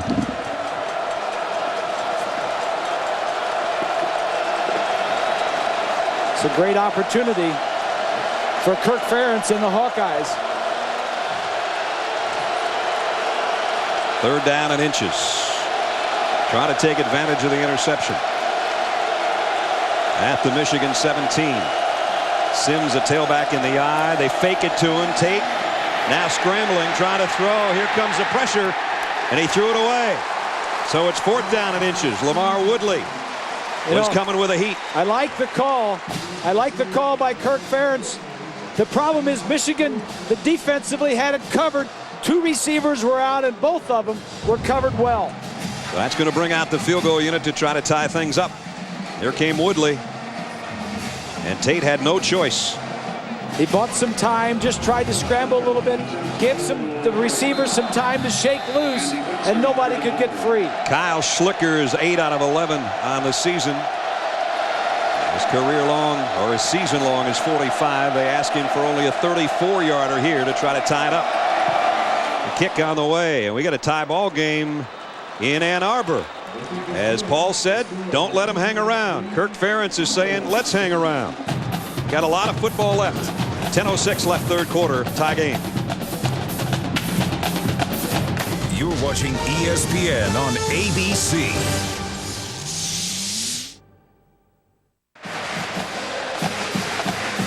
Kirk Ferentz was really upset with number 2, Sean Crable. Thought he had an illegal leap trying to block that field goal, but it was an Iowa player that he went up and over, not one of his own. He didn't catapult from one of his own players, so Kirk lost that battle. And Crable got almost in the line of fire, but the kick by Schlicker was good, and we're tied at 3-3. This ESPN College Football on ABC brought to you by Best Buy. Tie game, 10:06 left, third quarter from Michigan Stadium on what is now a sun-drenched far side of the field. After morning showers and cold temperatures, a perfect day for football in Ann Arbor. Schlicker's kick. Steve Breaston at the 2. Breaston in the open field. He's got one kick return for a touchdown in his career. Not going to get there, but a great return all the way to the 35-yard line. Finally, number 15 gives Michigan the spark they've been looking for.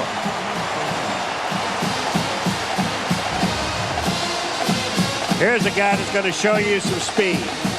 This is speed. Preston gets back to the outside, but I'll tell you what, that is unbelievable. Field position has not been a problem for Michigan all day. It's been what we do with it after they get it has been the problem. 64-yard return, the longest kick return of the year for Breaston and Michigan. And now they've got great field position at the 35 of Iowa.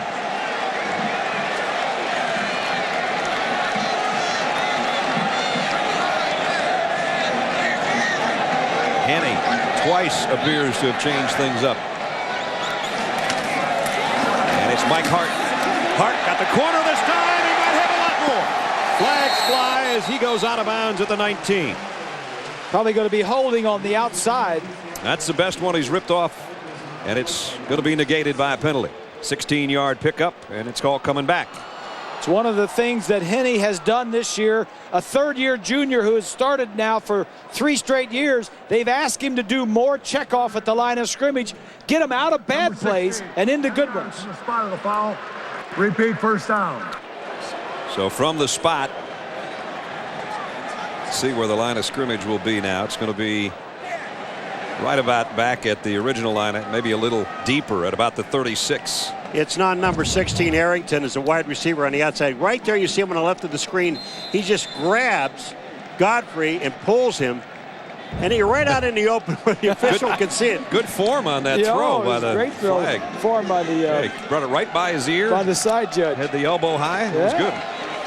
1st and 11 now with that spot foul. And as I mentioned, it goes back basically a yard deeper than the original line of scrimmage. So they're right about where they started. Henne this time to throw for it.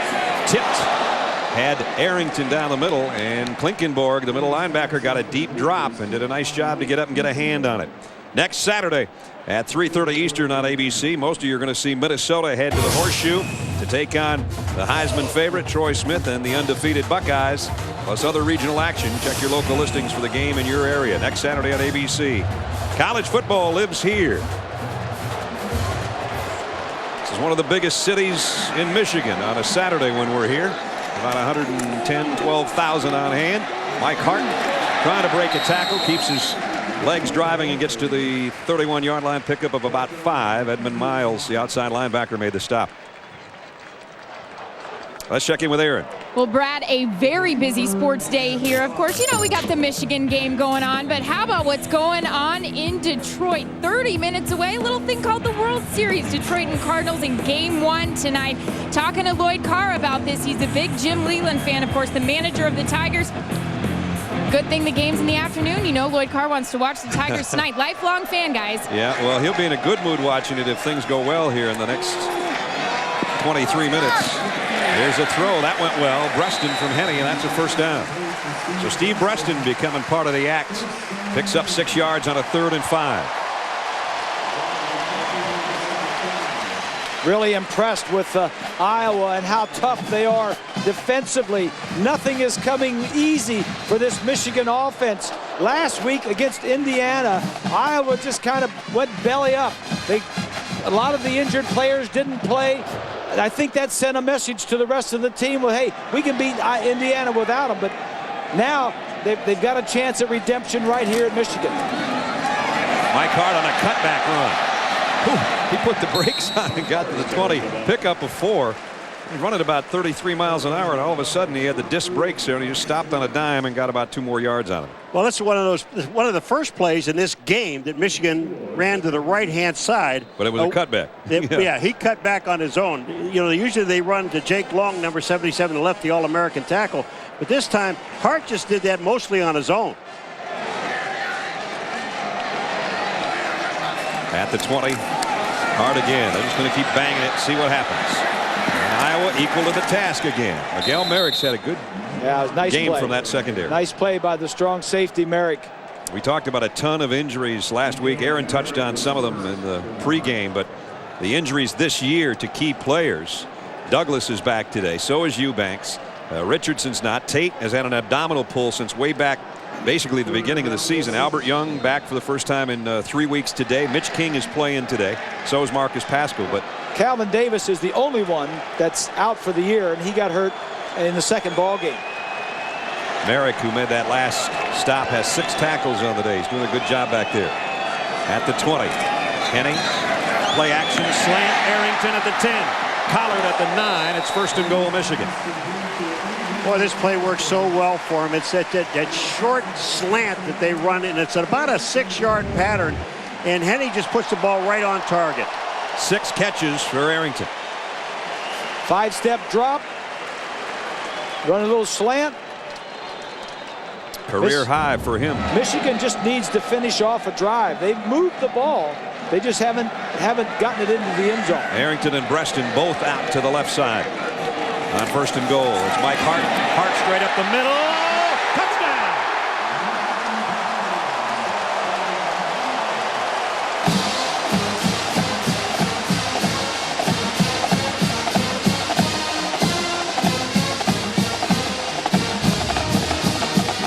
Mike Hart's 7th rushing touchdown of the year. Everybody starts to the right. Look at the gap. The starting back here. He sees it. He's going to cut all the way back. Merrick and Pascal can't get back there. Remember, that was a short drive courtesy of Breston's kick return. Rivas' extra point is up and good. And we finally got a touchdown. Took us to 6:36 remaining in the 3rd quarter. And it's number 20 behind that line, and the cutback run from 9 yards out. And now the 2nd-ranked Wolverines lead by a touchdown. You're watching ESPN on ABC.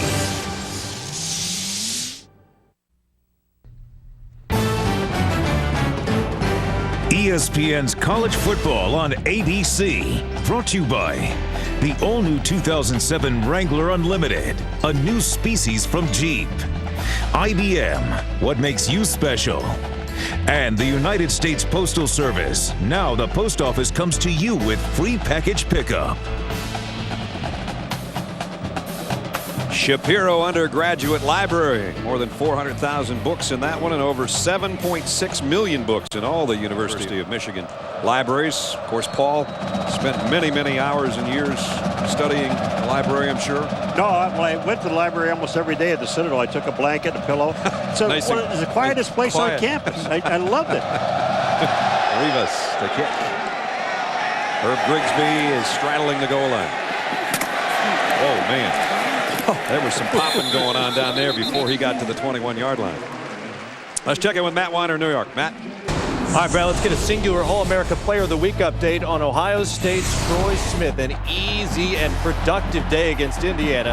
220 yards through the air and tied a career high with 4 touchdown passes. Simple win against the Hoosiers. You want to vote? Text VOTE to 87654 on your singular wireless phone. All right, Matt, next 10-3 here, Michigan. Troy Smith looking really good, isn't he? He sure is.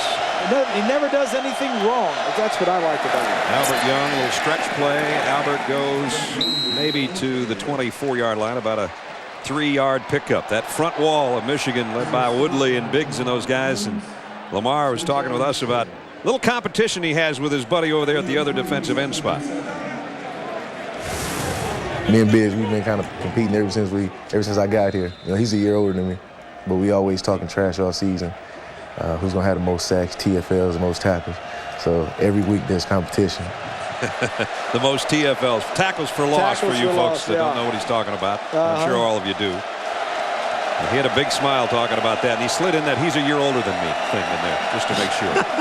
2nd down and 6. Tate's throwing, and a diving catch by Grigsby. That's 1st down Iowa. Brad, this is a great job by Iowa's offensive line. The blitz came. They all jammed up inside, and then Tate had time to throw this ball to Grigsby on the outside.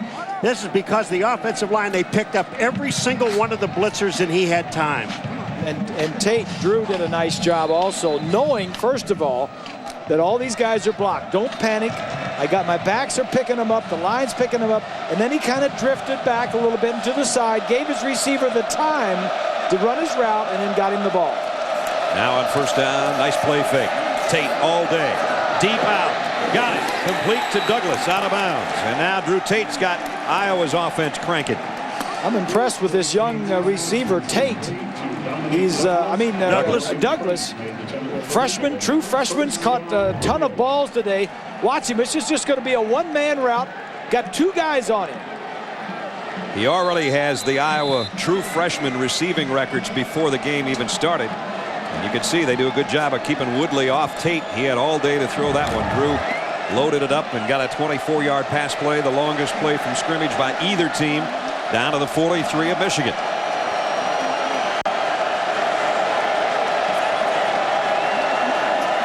Tate to both sides and back to the ground.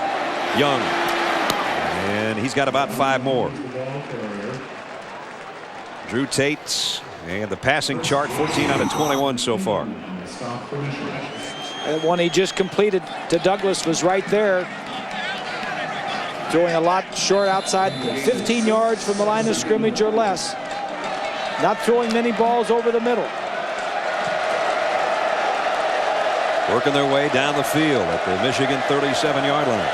They haven't been in Michigan's end of the field that many times all day, so they want to take advantage of this one, trailing by a touchdown with 4 minutes left in the 3rd quarter. Got a lot of guys up there like they're going to run. Tate, quick throw, and Douglas didn't turn around that time. Incomplete. Hit him in the backside. Morgan Trent was covering. Everybody got the audible except for Douglas. He's the only one that didn't get it, and he's the guy he was throwing the ball to. Drew Tate's the offensive captain, and he is the undisputed leader, and it's a big part of his game. Oh, yeah, he's. I think actions speak louder than words, and what you do really, motivates more people than just saying stuff. Sometimes you got to get after guys, and sometimes you got to say things, but ultimately, to me, it matters what you do on the field and in your performance. Let's see what he does on 3rd down. And 4. Steps up down the middle, and he's got his man all the way to the 10-yard line, and it's Scott Chandler, the tight end. 26-yard pass play. So Tate is doing everything he has to do and doing it all right on this drive so far. I'm sure he'd like to have this one over. Here he is here. Chandler's going to run down the center of the field, but if this ball was thrown a little bit better, look at it. If he throws it more to the left side, he has to stop and come back for it. If he would have thrown that ball up the field and more to his left, he could have gone in the end zone. That's only the 2nd time he's thrown the ball in the middle of the field in this game. Yes. This is Drew Tate's drive at the 11-yard line. 1st and 10. Albert Young. Young got to the 10 and just shaded across it. Terrence Taylor was holding on for dear life, and Albert lost his lid. Young out of New Jersey. 5'10", 210-pounder. And this is Iowa's deepest penetration now. Golden opportunity to try to tie the ball game up. As Ron English, the defensive coordinator of the Wolverines, looks on. Well, if you look at the play calling for Iowa in this drive, now Michigan, they have no idea whether these guys are going to run or throw the ball. They have mixed it up perfectly. Ken O'Keefe is the offensive coordinator. Right there, he's one of the few offensive coordinators that likes to call the plays from the sideline. 3 wideouts for Tate. Michigan loading up on those corners, and Tate says, wait a minute, let's talk about it. Timeout. They don't want to waste a golden opportunity. Will they take advantage of it and get into the end zone to tie it up? Hang around, we'll find out. You're watching ESPN on ABC. 10-3 Michigan, but Iowa trying to change that scoreboard for Kirk Ferentz. They're at the 10-yard line of the Wolverines with a 2nd down and 9. 3 wide receivers. There's Chandler. The big 6'7" tight end. Tate. Hurried. Throws. Complete inside the 5 to Young. It'll be 3rd down and about 4. They can get a 1st down at the 1-yard line. I'll tell you the one thing that Iowa doesn't need, and that's a field goal. Woodley comes to the inside. They had a little game on. That's why the quarterback had to get out of the pocket, run to his left. That's a nice job by Tate to avoid a sack by Woodley coming right up the gut and just making something out of the play. Paul touched on it. Is this 2-down territory on the road against the number 2 team in the country? It's 3rd down here, 3rd down and 4. The only problem is if you do kick a field goal, you got to kick the ball back to Greston. Get single coverage on those 2 receivers at the top. That's where he's looking. He throws across to Chandler, incomplete. Chandler covered by Prescott Burgess. And here comes the field goal unit. I'll tell you, Chandler looked like he might be open right now, but the ball is thrown wide. Well, he had no chance at it. It's because Burgess, number 6, had an angle. And that's why the quarterback had to throw away and protect against the interception. And now Schlicker comes on. He's hit one already today of 34. This is a 22-yard field goal attempt to try to draw Iowa closer. And the kick is up and good. Just going to say it was a tough angle, but it was. He tucked it in there. Good job.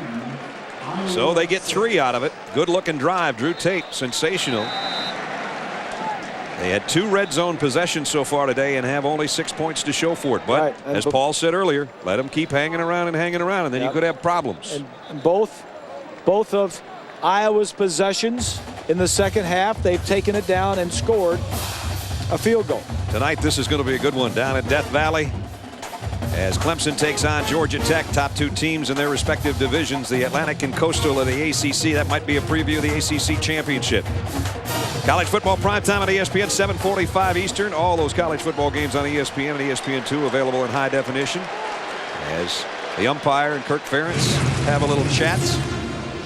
The Best Buy playbook, Bob. Well, take a look. Right here, the guy coming around from the end. That's Madison. Watch it on the tackle. He's going to run right around the tackle. Now watch what he does. Defensive ends anymore, they don't go for a sack. They want to knock the ball loose from the quarterback. And I think that's an excellent thought. When defensive linemen get back there, I'd rather knock the ball loose from the quarterback than sack him. The last time this guy touched it as a kick returner, he took it 64 yards. I'd put this baby on the ground. I'll tell you right now. I'd make him scoop it up. Flicker high, pooch kick. There he did. Fair catch called for on the far side. The ball would have gone out of bounds, I think. In fact, the flag is thrown in. As if that was caught out of bounds, it's going to be roughly the same territory. It would be at the 35 if it went out, where Will Paul caught it. And right now it's about at the 31-yard line, but they threw the flag on the near side of the field. And so it's either going to be at the 31 or the 35. Here's a call. Oh, we'll get it after the linesman talks things over with Dave Whitvote. A sideline warning on Michigan. They're first. All right, it was not a penalty. It was just a warning to the Wolverines. Too many guys crossing that line, and you know Lloyd will back them up. We've seen him do that before. Lloyd's trying to usually, go to 8-0. usually does a pretty good job of talking to that head linesman over there. Yes, he does. Yep. We talked to him yesterday. He says, I tell those head linesmen, he says, I can only help you so much now. I can't call the whole game for you. Can't call the whole game for you. The rest of them you got to have to do yourself. Mike Hart, cutback run, broken tackle. Hart just keeps on driving. Wow. He's a little guy, but he didn't play like it. Well, what he is doing is that this is stretch play. They only run like 3 or 4 plays, Michigan. I mean, but what he does, is Hart does, is he sees it, that stretch play, looking at the Iowa defense. They all overrun to the outside or overcompensate for the play, and he just cuts back in the middle. There's nobody there. Doing much better here in the second half. He's about 21 yards shy, 22 yards shy of 1,000 now. Here he comes the other way. And there he goes back into the middle and all the way down for 9 more yards. So Mike Hart's got it working, and Chad Henne talked with us about what number 20 means to this football team. It's almost just like an electric spark. He comes in, it's just fun to see him. He's always smiling and always wants to get out there and do his best, and that's what we admire about him. And we just love the way he plays the game. He's doing his best right now. Got 9 more yards. 2nd and 1. He'll probably touch it again. There he goes. Mike Hart. First down. Down inside the 45, close to the 43 as we're under a minute in the 3rd quarter. And now Michigan's ground game finally behind Big Jake and company. Look at Jake. Jake said, "You little rascal, you just get on my butt and I'll road grader somebody for you." You know, the offensive linemen said they love blocking for this guy because he sees so well, and he doesn't get too anxious. He doesn't run up their backs. He lets them get on their man, get their blocks, and then he reacts to where they are. There was the cutback. Now he's going to get a breather, and Kevin Grady will take his spot. Here's a throw out to Preston. First down, and he almost broke it. Good job by Charles Godfrey, the junior out of Baytown, Texas, same hometown as Drew Tate. On the corner, he made the stop, or Preston might have been gone. It's got to be frustrating for Preston not to score a touchdown. Have a touchdown this year. I mean, he's caught in his career. He's got 126 catches. He had 28 coming into today. Now, in his career, he's got 8 touchdowns, passes, but none this year. 2nd down at 6. Henne throws. Preston notices Arrington. He's having quite a day. Just continues to add to his career high list. I think that's his 7th grab. A pickup of 10. And the 3rd quarter comes to a close. So Michigan, the number 2 team in the country, playing tough defense. Iowa hanging with them. Mike Hart running hard. Michigan with the lead. 10-6 at the end of 3.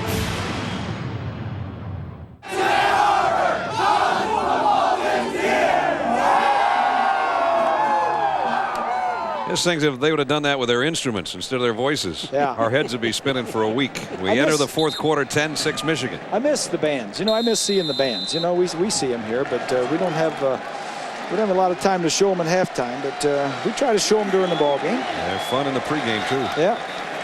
First down and whistles and a penalty. Might be the clock again. It looked like Dave Whitwell was looking back up at the scoreboard as if something was wrong. Well, they hadn't even snapped the ball, and 2 seconds went off the clock. 25-second clock did not run. There will be no play. It will be first down. Try it again. First down at the 28-yard line. Michigan by 4. And Mike Hart is the guy that's starting to chew up yardage. He got a break and a breather with Grady carrying the final play of the 3rd quarter. Actually, it was a pass play, but Grady was in there. And now Hart back in at tailback. They're going to keep working the little guy. Mike cuts back to the middle, and he gets to about the 25-yard line. So a pickup of 4 or 5 more. Mike Hart, fellas, had 61 yards in the 3rd quarter. We were talking about the out-of-whack stat at halftime. He had only had 27 yards. Well, he's warming up. Well, you know, running backs, they like to carry it, and the more and more they carry it, the better they get. And I don't know why that is, but they say they wear down the other team. Right. The defense. That's one guy wearing down 11. Yeah, but he gets in a rhythm, and quit calling him the little guy. He doesn't like that, you know. He's big on this team. Here he comes again. And he's working it down to about the 21. It'll bring up a 3rd down and a long 2, almost 3. As the clock and the scoreboard in Michigan's favor, but a lot of football left. And Drew Tate will still have something to say about it before all is said and done. And today, 95 yards has taken Mike Hart over the magical 1,000-yard mark, and he's still got a lot of games left. Looks like he's looking around to see if Grady or Minor or one of the other backs might be coming in. But it doesn't look like he's breathing hard, and the ball ain't heavy. It doesn't belong to the Union. When you were that age, did you ever get tired? I don't think so. 3rd and 3. Cut back by Hart. And they're not going to get to the 1st down, though. Marcus Pascal came up, the senior safety from the secondary, and made the stop. Some of the tough yards that Mike's gotten today, averaging about 129 a ball game.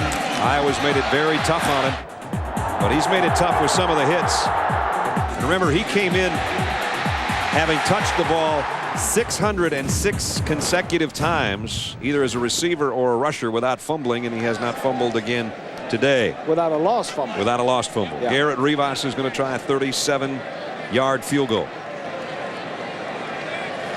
You can hear a pin drop in here right now. Rivas field goal on the way, and it is good. So that makes it a 7-point game. Mike Hart did most of the damage on that drive. 13-6. And Lamar Woodley and his defensive cohorts are going to have to try to stop number 5 to preserve the win here at home. You're watching ESPN on ABC. Well, the Hawkeyes are still dancing with the stars. Michigan ranked number 2, but they're only ahead by a touchdown. A lot of time left. That's Herb Grigsby. He's waiting on the kick from Rivas. He'll take it about 2 yards deep and take a knee. So Iowa, really all day long, they've had kind of tough field position with which to work, and they're going to have to start from the 20-yard line again. Time permitting. Reminder to stay tuned for the Thrifty Car Rental post-game report featuring scores and highlights with John and Craig and Doug in New York. Drew Tate, if you're just joining us, in the first half trying to avoid the Michigan pass rush, trying to scramble out of the pocket, put his left hand down to brace himself, and had to call a timeout to go to the sideline to tape up his thumb. So he's been playing with what we assume is at least a sprained thumb on his left non-throwing hand all day, basically. He's basically been banged up all year, though. Yep. Back to throw. Here comes the heat. Down he goes. Ball is out. And let's see who's got it. 4th sack of the day. And it was Woodley coming around the corner. And he's saying to Biggs right now, I got it. I got it, Biggs. Well, I beat you there. Excuse me, but this is what Greasy was talking about. These guys don't, when they go for the sack, they go for the ball. Watch this. He's going to move his arm down and just go for that football. Knock it out. I got the sack. I'll knock it out and let my guys go get it. They didn't get it. That was an excellent play by Woodley, and something that Drew Tate couldn't see or feel. Woodley on virtually every defensive watch list for postseason awards. That's his 8th sack of the year. Tate now on the roll and on the run and run out of bounds.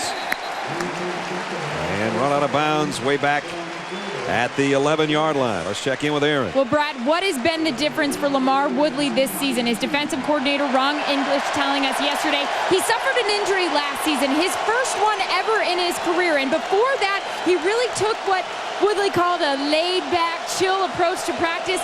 Not the case this season, guys. He's actually leading the charge and leading this defense in practice and on the field. There's his numbers coming in. He's added to all of them today so far.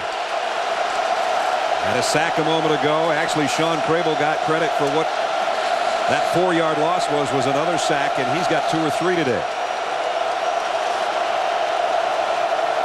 3rd and 19. Tate in trouble. Got away. Throws and completes it.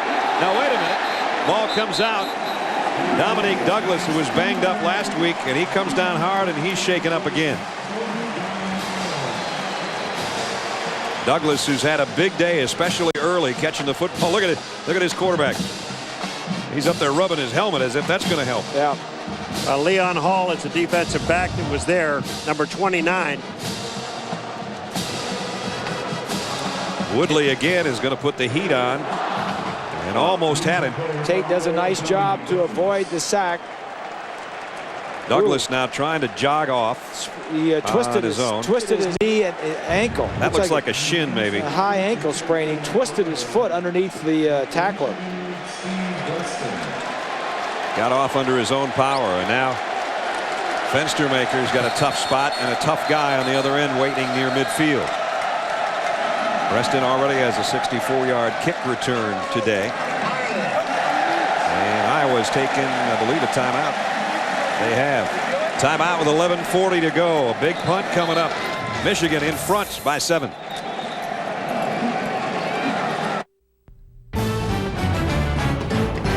ESPN's College Football on ABC.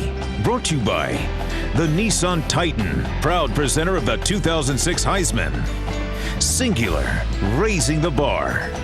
And Aflac, ask about it at work.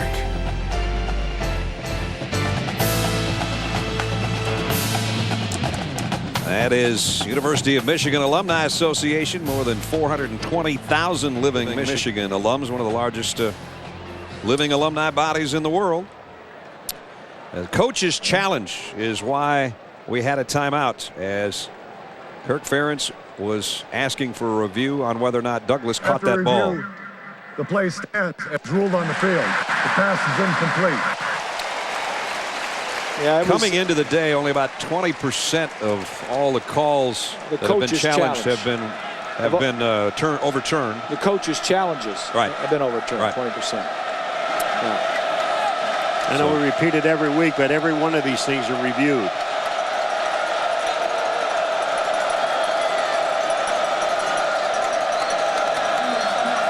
Fenstermaker will have to punt from his own goal line. I understand Notre Dame has come from behind to win today. Here it's number 2 Michigan trying to hang on against Iowa, and only up by a touchdown here in the 4th quarter.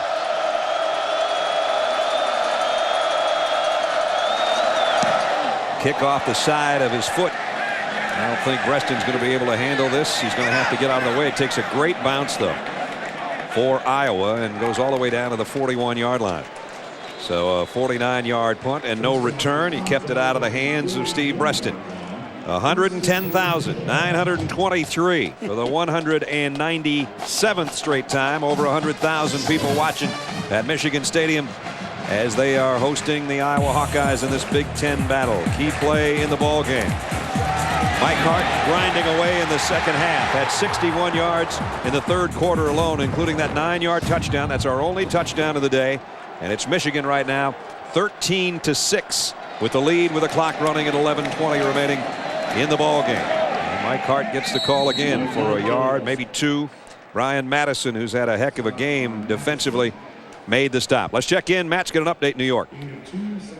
Brad, just over in South Bend, and a result that should help Michigan in the BCS formula.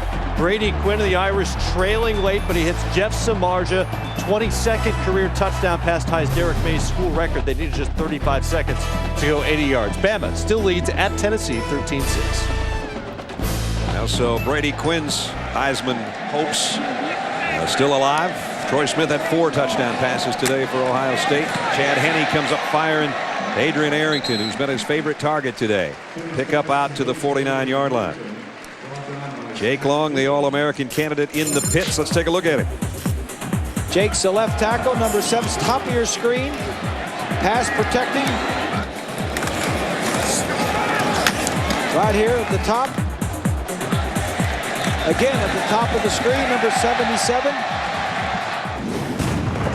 A little bit more lean Jake Long than a year ago. Made him even more dangerous. Still 313 pounds. Yeah, lost about 20 pounds.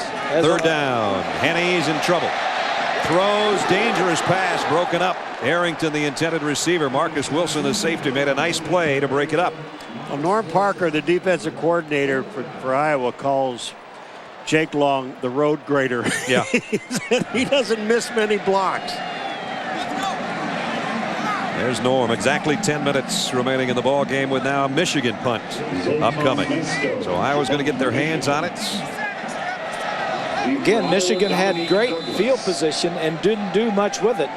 Dominique Douglas is okay, even though that was kind of a nasty look at that reception he tried to make a moment ago, and his lower left leg ended up in a bad spot, but he's back out there.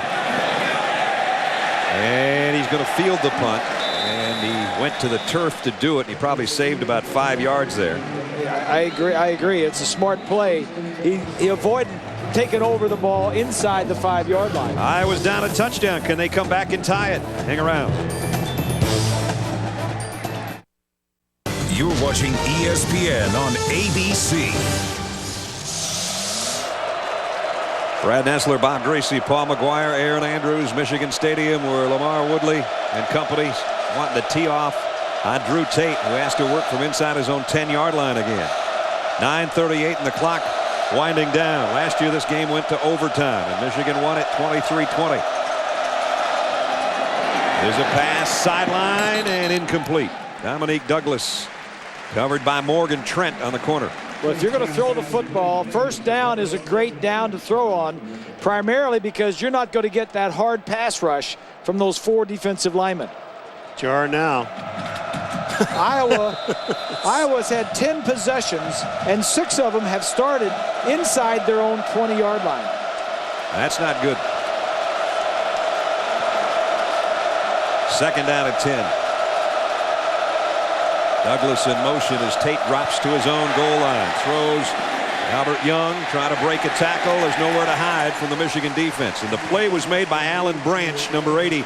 He won't get credit for the tackle, but big number 80 is the guy that blew that one up. Well, you talk about a guy reading a screen. Alan Branch, number 80, read this thing perfectly. You're right. He didn't make the tackle, but he caused everything else. Where's Branch? Right here. Big number 80. Take a look at Branch. Watch as he lets the other guys rush the passer, and he's the spy. Now he slides out there and gets into the screen.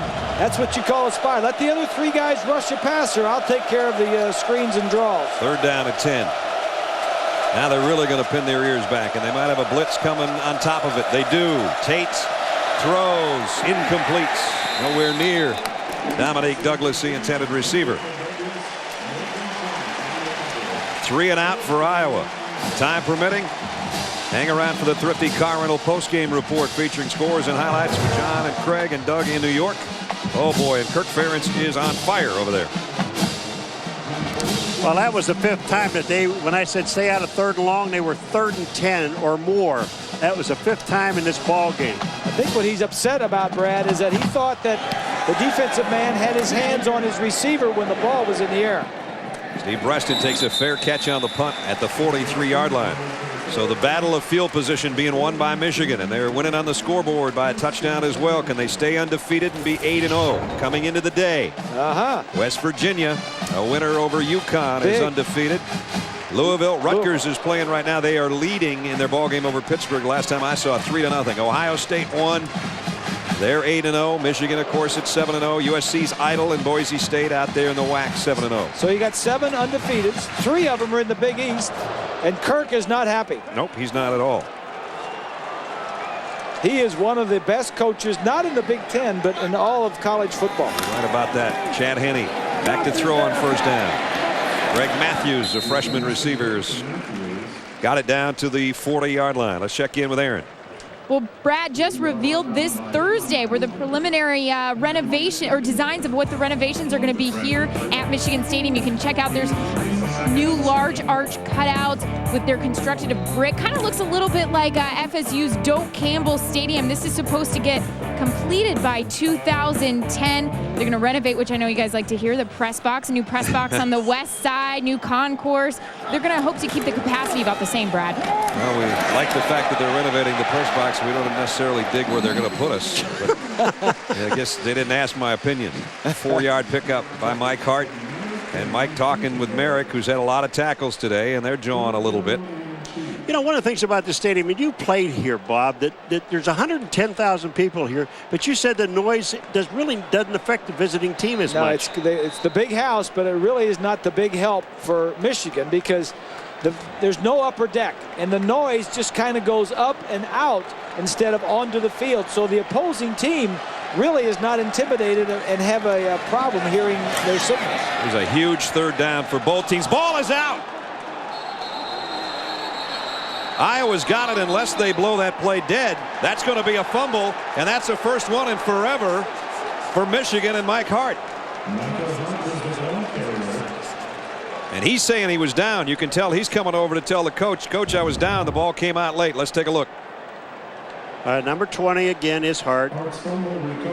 He's right, I think. I think his knee's down. He is down. He is definitely down. Mike knows fumbles because he never fumbles. And this is going to be interesting. This should be reviewed, and it is. And I think I say that, but I want to see a better picture of that thing, because that I mean, he was blocked. Here he comes from this side of the field. Yeah, you're not going to see anything there. No, I think the first one was the better shot that we probably had. It's better than that one. His knee is down for sure at that point. Where is it? There's his knee down. He's still got a Yeah. hand on both hands actually before it came out. And I think this is not going to be a fumble. Here's another look. Watch Mike's left knee right there. And he actually still has both hands on the ball, I think, at that point before it ever comes out. Yeah.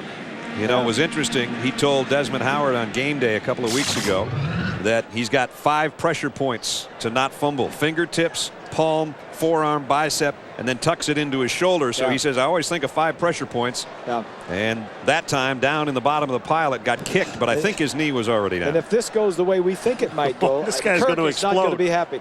He probably already has heard from his coaches up here in the press box what the reviews look like.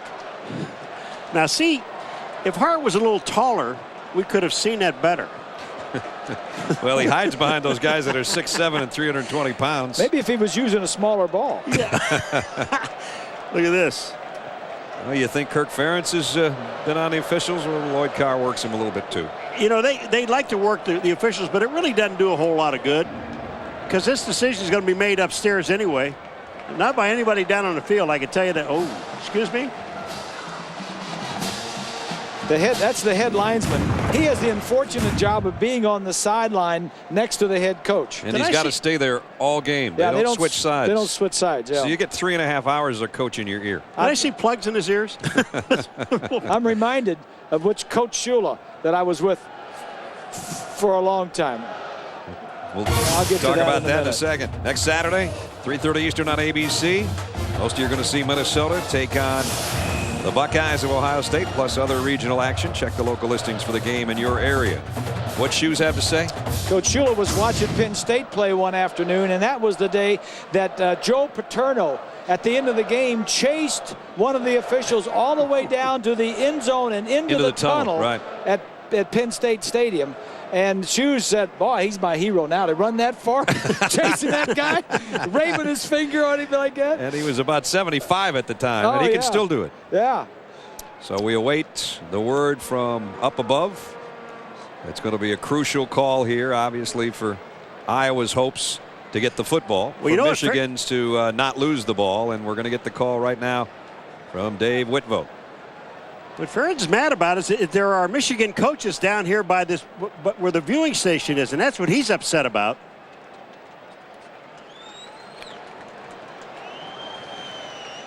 After review, there's indisputable video evidence that the runner's knee was down before the ball was fumbled. It will be 4th down and 1 on the 33-yard line. Well, for those of you that can read lips, you know what Kirk thought of the call. What do you do now? Do you go? It's 4th down, and you got a long one.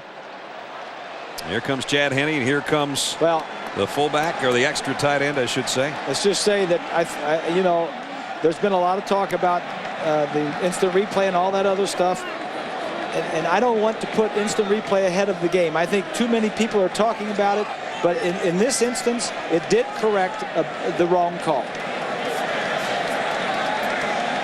So now Chad Henne still looking to the sideline. The line of scrimmage is a 33 and about a foot, and they've got about 2 feet to go. Today only 262 yards of offense. It has been tough sledding for both these teams today because those defenses have played remarkable football on both sides. Well, the first half was defense. Did you know that there was 12 possessions by both teams in the first half, and only one of those possessions was a score? In the second half, 3 of the first 4 possessions, there were scores. So we got things rolling in the third quarter. Yeah, we did. Now the referee's going to get to chat with Kirk. And they're trying to get the chains in the right spot, too, I believe, which has kind of slowed things down. The fans are getting restless, all 111,000 of them. There is a guy fighting for his football team. Well, he has done a great job at Iowa. He has done more with less than any coach in the Big Ten and probably throughout the United States in college football. He's 2-3 against Michigan. 2-time Big Ten Coach of the Year in 02 and 04. 4 straight January Bowls Iowa's been to under Kirk. And not a lot of teams can say that. USC and Georgia and Florida State are about the only ones that can make that claim right now. One of the things that's taken so long is where do you now mark the ball? Because where was the ball when his knee touched down? That's going to be the next look. This is what they have to do. They determined that it was not a fumble. Now you got to go back and figure out where the ball should be. They maybe should have thought of that the first time they were over there before they ran out there. That's what I would have guessed. Tomorrow, join ABC in Orlando for complete final round coverage of the Funai Classic at the Walt Disney World Resort tomorrow, 3 Eastern, noon Pacific, right here on ABC. So again, both coaches being told what the holdup is here with 6:55 remaining in the fourth quarter and a 1-touchdown game. Michigan, number 2 in the country, leading Iowa 13-6. And after a review, it was indisputable video evidence that Mike Hart's knee was down, and now they're trying to respot the football in the right place. So we've got time. We've probably got time for 2 Pacific Life game summaries at the rate we're going here. Drew Tate in the first half trying to brace himself from a sack, and he hurt his left thumb, taped it up. He's been sacked 4 times. Chad Henne sacked 3 times. We're telling you how tough both defenses have been today. Mike Hart, though, over 100 yards again, and when he goes over 100 yards, they're 15-1 career starts for Mike Hart, trying to make it 16-1 today, and he's gone over 1,000 yards as well on the season on the afternoon. And so Dave Whitvote still talking to the guys upstairs, Jim Augustine and company, about where I think is the reason is they're trying to spot the football. Where did his knee hit, and so where should we place the ball? Yeah, where was the ball when his knee hit? And you know, the ball came out way down the field, well, about 3 or 4 yards down the field.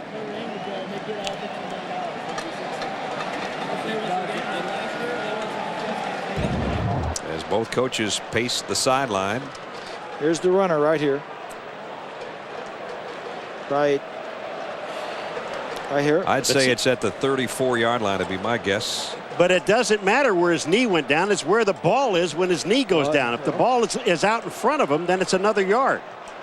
That's where they're having a problem. So it's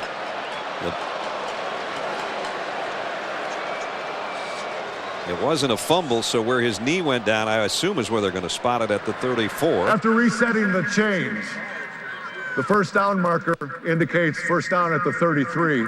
The ball is down at the 33 and therefore results in a first down. Whoa. Well, they give him the extra yard.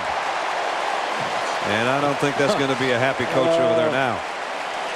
Well, again, that's what we're talking about. See, his knee goes down, but wherever his knee goes down, it's where the ball is when his knee goes down. It's like on the goal line. If the ball is over the goal line and his knee hits as the ball's over the goal line at the 1, it's a touchdown. That's right. Same thing applies in the field.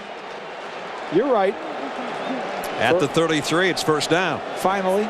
And the clock is running. And darkness is coming over Michigan Stadium. They're trying to stay undefeated at 8-0. Mike Hart again hits the ball in his left hand and goes down. Actually lost maybe a half yard. Alex Canales made the stop. But the next time they snap it, it'll be under 6 minutes, and Michigan with a 1-touchdown lead. They get a couple of first downs here and keep moving it down the field, and it's going to be awfully hard for Iowa to find the wherewithal to get back in the ball game. Mike Hart, that out of whack stat we had for you at halftime, it's not so wacky anymore. 77 yards in the second half.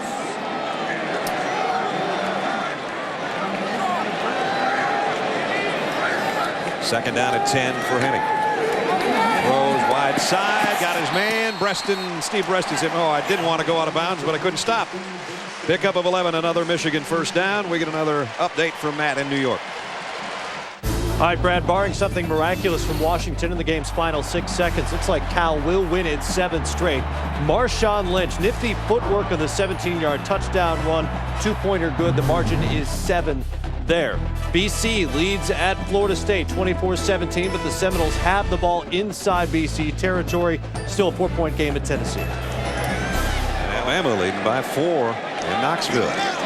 7 catches today for Steve Breston. That's a career high. And Mike Hart now goes for the tough running and trying to chew up clock. Bradley Fletcher made the stop. That was a nice tackle by Fletcher. It's been a busy secondary back there making stops. Fletcher and Godfrey and Merrick. These guys have been busy. I think Fletcher's back there. Now look at the hole and look what that's what he sees when he cuts back over there. Hart sees that gaping hole. And all he had to do was break one tackle for the big touchdown. Fletcher is another Youngstown, Ohio boy there, Paulie. There are a lot of them. Here's Hart. And Hart sticks it up in the middle. And he's got another first down at about the 11-yard line. Fletcher made the stop, but it's another first down Michigan, and the clock's going to wind its way under 5 minutes to play. Again, Ohio State is 8-0. Michigan trying to go to 8-0. They would be 5-0 in the Big Ten. Wisconsin, a big win. They're 7-1 under Coach Bielema his first year. Penn State beat Illinois today. It was Michigan State coming from way back to beat Northwestern. That's how it looks right now. Wisconsin, nice job. Bielema doing a good job. First-year coach. At the 11, it's 1st and 10. Hart trying to cut back, and he's bulldogged down at the 10 by Brian Madison, who's had a heck of a game today at defensive end for the Iowa Hawkeyes. This entire Iowa defense has done a terrific job today. They really have. You know, it just like it all looked like Michigan could never get their offense on track. It moved it a little bit. They had great field position in this ball game, but they never really took advantage of it.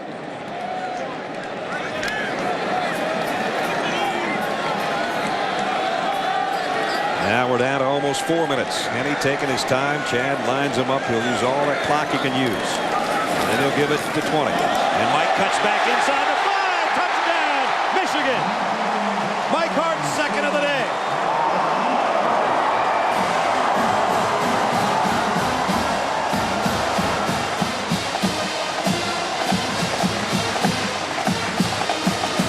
Well, that might ice it.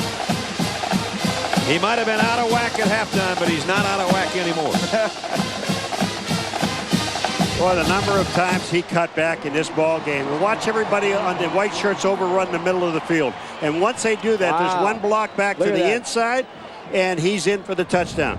That's beautiful. His 8th rushing touchdown of the year. Revis extra point is up and good. And now you hear hail to the victors in the background as Michigan can smell their 8th straight win to stay with Ohio State and stay in the number 2 spot in the country and impress more and more voters probably in the BCS.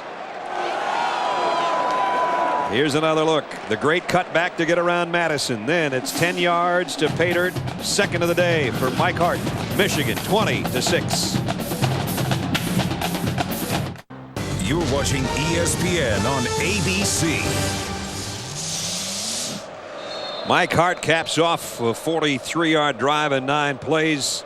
A 10-yard touchdown, his second of the day. And now Michigan sitting pretty, 20-6 over Iowa with just under 4 minutes left in the ballgame. Rivas to kick. Herb Grigsby thought about it and then takes a knee. 3 times now, touchbacks out there. Well, let's take a look back at your game breakdowns, fellas. Well, we said for Iowa this was a chance for redemption, and for most of the game they played really well. Their defense certainly held them out. Offense just couldn't crack it, and beware of the trap. Beware of the trap for Michigan, and I think they avoided it. Well, and I said stay out of 3rd and long for Iowa, and they couldn't get out of 3rd and long. Right. And Michigan never really got that far ahead to shut anything down. But Mike Hart started to shut it down with that last drive. And now Drew Tate is running out of chances and running out of the pocket. And Drew's going up the left side and getting all he can, which was a good gain. And he's got a first down as he goes out of bounds at about the 40-yard line. Let's check it with Matt in New York. Brad, a couple of minutes ago, I told you Washington needed a miracle at Cal. You be the judge. Final play of regulation. Carl Bunnell heaves it through a couple of Cal bare paws and into the hands of Marlon Wood. Touchdown to tie it overtime in Berkeley. Wow. Marlon Wood, Richard Wood's son, old All-American linebacker. And his kid comes up with a huge play. Iowa, that's their first down since there were 4 minutes left in the 3rd quarter. Here's the stretch and a handoff. Maybe surprising a few people, but not Michigan's defense as he goes down at the line. Well, there's, what, 670 hours before they head to Columbus? I think it's something like that. Did they realize that Tressel doesn't play? Makes for a great sign, though. You know, it's a great sign. Get you on TV. That's right. Iowa today only 2 field goals so far. Down to 3 minutes. Taking a long time getting the ball snapped here. Tate in the shotgun throwing and completing it. Nice throw, Scott Chandler. Chandler's 3rd catch today, but it hasn't done a lot of damage. That one picks up 19. Scott Chandler, I don't want to say little brother to Nate Chandler, who used to be the quarterback at Iowa. And Nate was about 6'6", Scott's 6'7". That could be the tallest thrower to catcher when those two were at Iowa. Scott was the freshman and his brother was the upperclassman. At the 40. They've got it in Michigan territory. With 3 minutes left in the game. Tate steps up, fires. Tipped and in and out of the hands of Herb Grigsby. And Iowa's down to 1 timeout. Michigan, with 2:56 left, has a 14-point lead. Drew Tate has had an outstanding career at Iowa. Unfortunately, this year he doesn't have the receivers that he's had in the past. Former freshman of the year, came in 21-9 as a starter.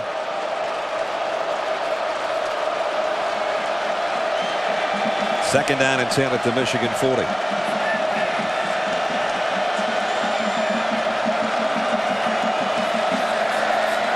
Tate from the gun, looking left, going left, completes it to Chandler again. Chandler goes out of bounds. Another first down at the Michigan 29. Pickup of 11. They need 2 touchdowns in 2 minutes and change. And of course, they need 1 first and then an onside kick or some kind of miracle like Washington got against Cal. Right. It can happen. You know, I hate the prevent defense. I think the only thing the prevent defense does in a close game but prevents you from winning. Well, Iowa's moving it down the field at the 29 of Michigan. For those of you that were watching Boston College win over Florida State, welcome to Ann Arbor. Brad Nessler, Bob Greasy, Paul McGuire, Aaron Andrews. Number 2 Michigan, a 2-touchdown lead. Iowa on the drive here late in the 4th quarter. Drew Tate throws, completes it. Dominique Douglas looks like he's got a first down as he's diving for the first down marker at about the 19-yard line. Key plays in this ball game, which has been a defensive battle. A 9-yard touchdown by Mark Hart, his 7th of the year, and then a couple of minutes ago, a 10-yarder capping off a short 43-yard drive. Hart over 100 yards on the day, over 1,000 for the season. And I mentioned when he goes for 100 yards in his career, they've only lost 1 ball game. They would be 16-1 when he goes over the century mark if this lead holds right now. 20-6, 2:43 left. First down, Iowa at the Michigan 19-yard line. Tate Pressure from the backside. They almost got to him, and now they do. And Lamar Woodley's got his second sack of the day. But the first pressure came from Tim Jamison around the backside and sort of corralled him back in the middle of things. All right, keep your composure. Get your offense back. You got a sack. Everybody's got to get back. Get settled. Get them the next play. They still have one timeout left. Approaching 2 minutes. The quick slip screen. Brodell. And Brodell got to about the 16-yard line, and the clock will wind its way under 2 minutes. Trying to get the Hawkeyes lined up. Kirk Ferentz has been steaming in the second half about some key calls that have gone against his team, including one on a review of what would have been a Mike Hart fumble, but his knee was down, and that led to that 10-yard touchdown we showed you earlier. Third down. Tate fires incomplete. Brodell got a hand on it, had a half step in front of his man Leon Hall, but he couldn't hold it. And here's your ball game. Fourth down coming up. Well, as I said, Drew Tate was had some great receivers during his time at Iowa. Calvin Davis was one of the starters coming back from last year, hurt himself in the second game of the year, is out for the year. This offense has had a lot of injuries. Tate was out for one. Offensive line, a lot of injuries. Fourth down and 6. This might be the ball game. Scott Chandler is Drew Tate's favorite target and the biggest one. He's in a slot left. Tate almost fell down. Now throws, and it is almost intercepted by Engelman. That would have capped it. Either way, Michigan takes over the football.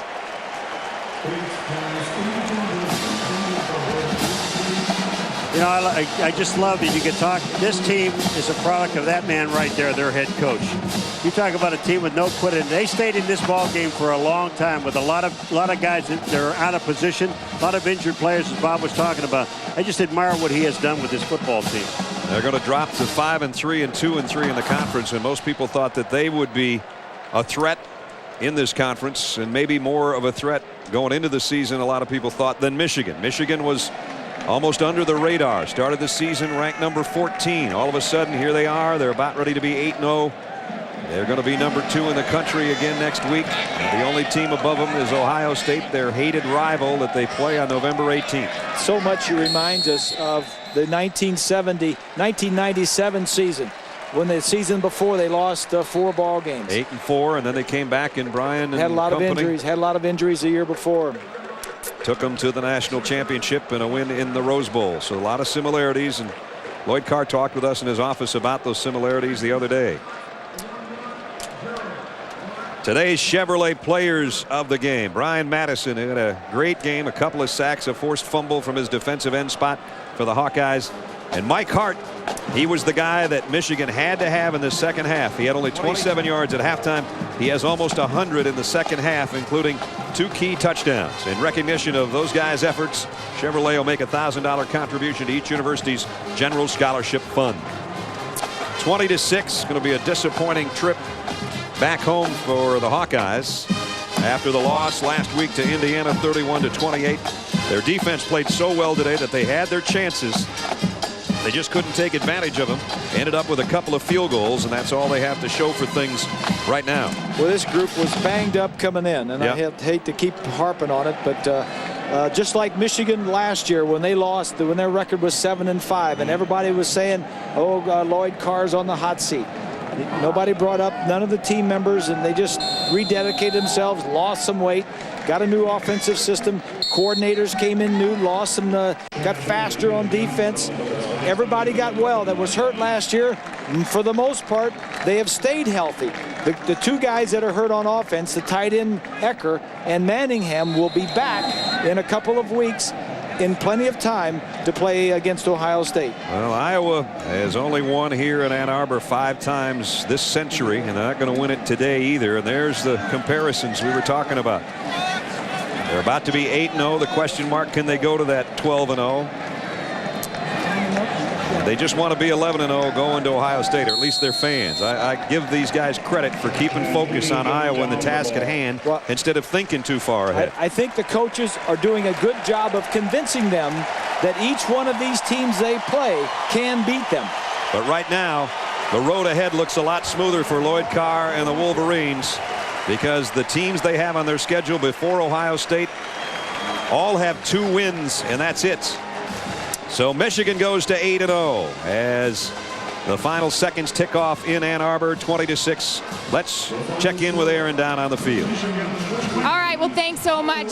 2 big touchdowns for you, obviously, in the second half. Michael, what was the difference in the second versus the first when you got it going? We just started getting off the ball. You know, the defense line was getting a lot of penetration in the first half, and our O-line came out in the second half and did a great job stopping them from getting penetration so I can make my cuts and then make the secondary move. Over 100 yards today for you, but over 1,000 yards on the season with the injury you went through last year. What does this mean to you today? It's just fun, you know what I mean? It's exciting. It's great to be out here, you know, and just winning. We're just trying to keep winning every game at a time, one game at a time. Michael Hart, thank you. Thank you. It's going to wrap it up. Nice job, young man. Another great game, over 1,000 yards on the season. Once again, our final score from Ann Arbor, 20-6. Michigan wins it. Don't forget, coming up tomorrow, final round coverage of the Funai Classic at the Walt Disney World Resort at 3 Eastern, noon Pacific, right here on ABC. For Bob Greasy, Paul McGuire, Aaron Andrews, Brad Nessler, saying so long from Michigan Stadium. 20-6 is the final score. Coming up on Michigan Replay, the Wolverines stay unbeaten with a big win over Iowa. We'll have the highlights. We'll also get the inside story on Sean Crable's wake-up call, delivered by Coach Carr. And we'll look ahead to next week as we scout the Wildcats of Northwestern. All that and more coming up next.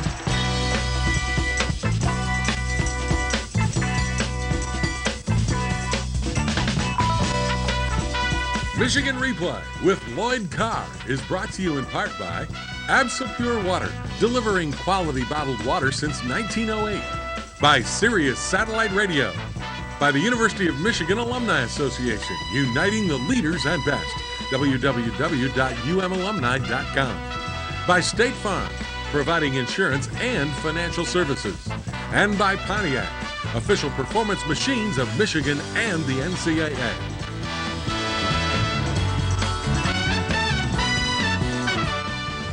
Hello, everyone, and welcome to Michigan Replay. Well, the Wolverines get a 20-6 victory over the Iowa Hawkeyes on Saturday, and it ends a string of tough, hard-nosed football. And that game, Iowa-Michigan, was a tough Big Ten fall football game, wasn't it? Yep. I don't think it ends a string because there's another one coming. I know there's another one coming, but we talked about that run of games from Notre Dame to Iowa. That's a pretty tough stretch. Well, when you look at the way Iowa plays offense, Jim, and of course they run a defense that you don't see much of anymore. Everybody's tight down in there, and it was a physical game. If you like physical football, if you like great defense and special teams, you got what you like. Yeah, and I think, too, Iowa may have played their best game of the year. I really do. I do, too, and certainly they gave us all we wanted. They played an outstanding football game, and it was one of those that went right down to the fourth quarter. Well, they really did. I mean, it was a defensive struggle in the first half. This is Iowa's longest run of the game at 12 yards late in the first quarter. Well, we were 3 and out our first 2 possessions, and it seemed like Iowa had the ball the whole quarter. Here, their tight end, Chandler, great player, makes a play in man coverage, and they're moving the football, great field position. Here, Tim Jamison makes a great play in containing Tate and forced him back, and we got a sack. Sean Crable coming off the backside. Some way we get him down. And then again, a fumble caused by Crable. The defense creates the turnover. Well, we had a stun in there, and Sean came around and by his quickness was able to penetrate and knock the ball loose. A big turnover because it changed field position. And you finally start moving the ball late in the first half. Well, it was obvious we're going to have to throw the football, and I thought Chad Henne had another excellent game. Here, Adrian Arrington makes a good catch for a first down. But they were good at getting to the quarterback. Well, here's a sack that took us out of field goal range. That was a disappointing play there. They brought the corner and just were able to beat us for the sack. Well, your defense, though, still comes up big. There's Terrence Taylor stopping the run, which you had to do, and then you constantly got pressure on Drew Tate. Well, we did a great job stopping the run and forced them to throw the football probably more than they'd like. But here, great pressure. He gets knocked down as he delivers the ball, and we got a lot of guys around the football. Brandon Engelman making a play there, and we're going to get the ball back with good field position. And you start to move the ball. Well, good protection here, and Carson Butler, who has really been pressed into playing a full-time role with Mike Massey out, makes a good catch for another first down. Huge 3rd and 4 play by Henne to the freshman Matthews. Well, Greg Matthews got to play a lot in this game, and he's gaining experience and confidence and doing an excellent job. Chad looks around, too. He's getting to his 2nd and 3rd receiver a lot, isn't he? Well, he's doing a great job, Jim. And he had good protection there. And they played a lot of man with 2 deep zone behind it, and you've got to find the open guy. And this was one of those plays that was reviewed. You had 2 times where you had the ball in the end zone. Both times they were ruled out of bounds. And this is the replay.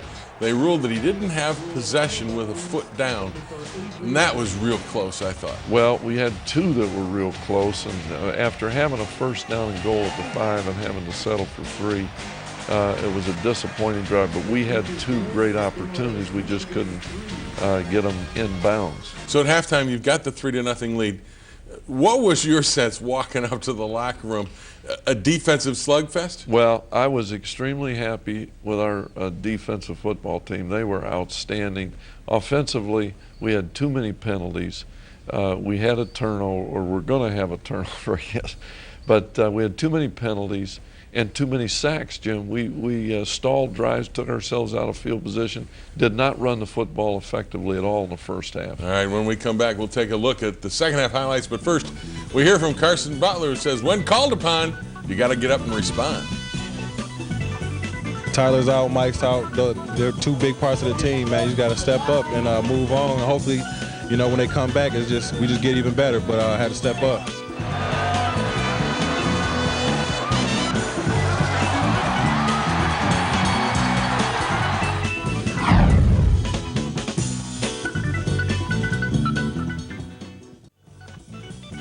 Michigan Replay and Alro Steel take you inside the locker room.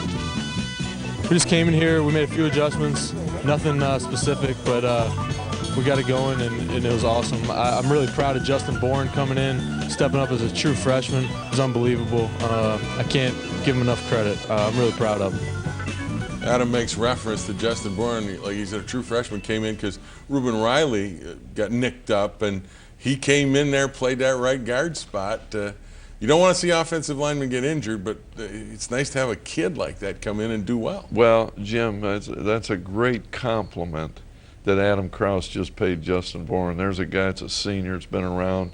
He knows how hard it is, and we've always felt like Justin was going to play a role this fall, and he stepped up big. And you also got to give great credit to Alex Mitchell, who moved from guard out to tackle, and that's a different deal out there, as you know. So those 2 guys really, we were awful proud of them. You got a 3-0 lead. You go to the 3rd quarter. You get terrible field position to start. You start moving your way out of it, but then again, penalties cause a problem, and this is where you turn it over. Well, we got 3rd down and 20 here, and probably trying to make a play there, and they get the big turnover, great field position.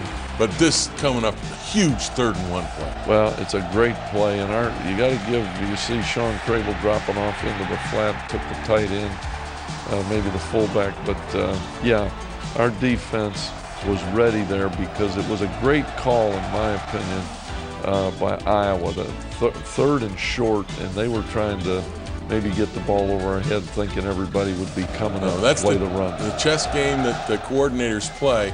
Ron English got the job done. And then maybe the biggest play of the game, you're tied up, Breaston, on the following kick return. Well, I think it is, and I think this was our best special teams effort of the year if you take everything into consideration. Garrett Rivas had a great day, but that kickoff return, look at the field position, just when we needed it. And in this drive to get back into the lead, 2 big 3rd down conversions. That one to Breaston, and here's one to Arrington. Well, Steve Breaston, Jim, did not practice Tuesday and Wednesday. He was banged up from the Penn State game. Goes in there, makes a lot of catches, and especially that 3rd down play. And here finally, we get the cutback play. Mike finds a hole and gets us into the end zone. It looked like Mike adjusted a little bit in the second half. That cutback was a little further back than you were in the first half. Well, and I think we started to do a better job blocking the backside cutoff. And here we get great coverage on our kickoff, and Iowa begins to move. They hit a big play there for a first down and come back with the biggest play of the drive here and hit the tight end down the middle. We should have had somebody underneath him there. But here a big third down play. Great pressure by Lamar Woodley. Yeah, it forces them to throw early, and the route doesn't really have a time to complete. So you force them to kick, and they make it, but you maintain the lead at 10-6. That's huge. Well, it's a great job of our defense keeping them out of the end zone. And anytime you get down there and you got to settle for 3 in a game like this, it's a big play. Your next possession, you start to run the ball. Well, from here on, we did have success, and I think you got to credit those guys up front. And of course, Mike Hart can find a hole. And here, Chad makes a great throw for a big first down to Adrian Arrington. Then you drive stalls, but like you said, Garrett Reeves, the fourth quarter, having a great year. Well, knocks Jimmy, this one through. And he's been doing a great job with kickoffs, so he's having a bang-up year. 13-6 at this point. Iowa gets the ball back, and the defense steps up. Well, we get great pressure here, knock the ball loose, and for the second week in a row, we've knocked it loose, and they have been able to maintain possession. Then you get great field position after a punt, and you really do what you need to do, and that's close the game out, really. Well, here's Breston again making a good catch, and Chad throwing the ball outside the defense. A great cut there. And Obi Alibo had a great block on the backside. He got the backside cut off from the front side. A gaping hole after Mike made a great cut on a guy that was penetrated into the backfield. That makes it a 20-6 football game, and this is Iowa's last gasp. Now, the defense still playing hard. There's a run that gets no yards, but they're able to get the ball. But here comes Woodley again. Well, we get great pressure from Tim Jamison off the backside, forces the quarterback to step up, and Lamar gets him for a sack. And then on fourth down here, great penetration up the middle. I think Allen Branch, and we sealed the game. Down 2 scores, they had to go for it, and that was the fourth down play, and that was pretty much it.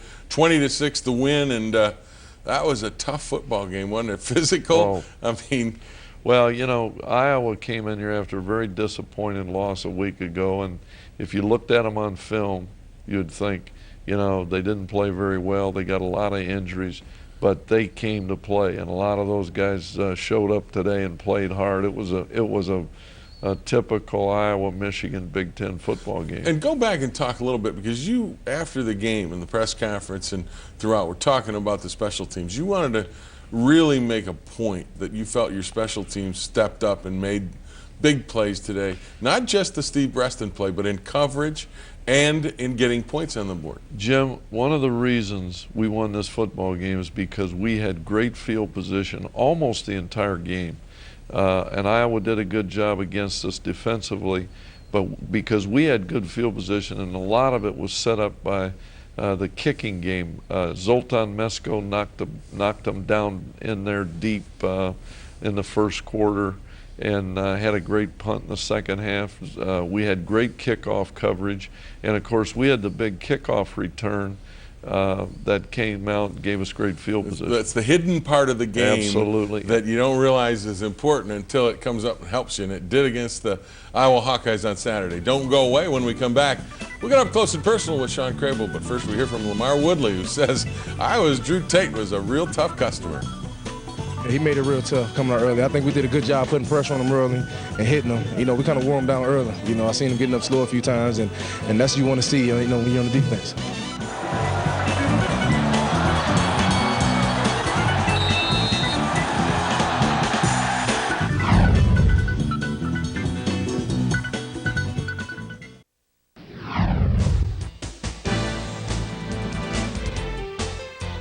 For some players, it takes a while to mature, to take on the responsibility of being a college student athlete.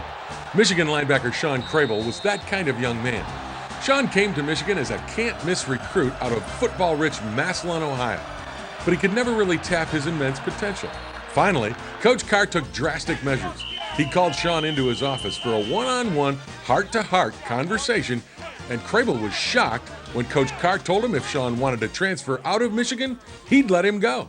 The message I'm sending to him, hey, you're not going to be successful here because you won't do the things that you told me you would do when I recruited you. What I'm trying to say to him is that, maybe you're better off somewhere else. It really helped me, though, you know what I'm saying, because it's something I didn't expect. I was going into the meeting, I was expecting to get, maybe get yelled at. When Coach Carr called you in the office, it's not always a positive issue, so I'm thinking maybe I get yelled at, maybe, something be cool. I wasn't expecting him to ask me to transfer, like you've done nothing while you've been here. It's basically what he told me, so I was kind of like, geez. But I mean, it was something I needed, though. And I think the meaning of it was that, if I was planning on not doing anything, if I was planning on being inconsistent and continuing to be inconsistent, then I might as well transfer. I might as well just chalk it up and be like, I don't want to play football because I'm just wasting my time. Crable isn't wasting his time anymore. The conversation was effective because Sean has become an impact force on the Michigan defense. It took Crable a while to get it, and the road was bumpy and difficult, but he clearly gets it now. And he believes firmly that his experience at Michigan has made a difference in his life. It made me grow up, though. It made me be the person that I am today, and it's helping me get things together. Because I was a lazy-minded person. I was kind of like, I do all the big things. I clear all them out, but all the little things I wouldn't mess with them. And then all of a sudden it add up, and I'd have one big problem. So, it's helping me grow up to do the little things so we'll have big issues. Sometimes that's got to happen. A little tough love going on there, huh? Well, it was tough love, because I love Sean Crable, and I'm proud of him because he's handled a lot of tough things growing up, and I think he had his best football game since he's been at Michigan, I think, this afternoon. Talk to me about him and how well he's done. It's about kind of getting it, isn't it? He just started to get it. Well, Jim, you said when you introduced that piece, he came here as a can't miss, and there are no can't misses. Regardless of the ability, it has to come from effort and playing, going to the next level, understand the competition is different, and it takes everything you have. And Sean was used to getting by in just great ability, but now he's put them all together. He studies the game.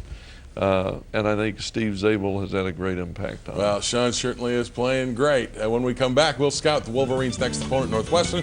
But first, we hear from Morgan Trent, who tells us that this is a season-long focus going on. And we really are just taking it one game at a time. A lot of people think we might look forward to the Old State and whatnot, but that'll come. That's why we're doing so well this year, because we're just going every day. It's practice, focus on practice and the team we're playing. So this week it's all Northwestern.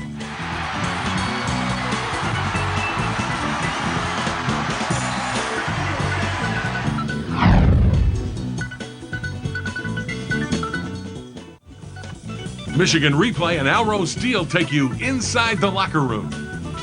There's never a letdown. We got to really step up our game. We made it a goal in the beginning of the year to get better every week and every day at practice, and that still is one of our main goals. And we just got to come out, play hard, and continue this thing. The Wolverines head into their next game. It is at home. It's against the Northwestern Wildcats, and on Saturday, Wildcats lost an absolute heartbreaker.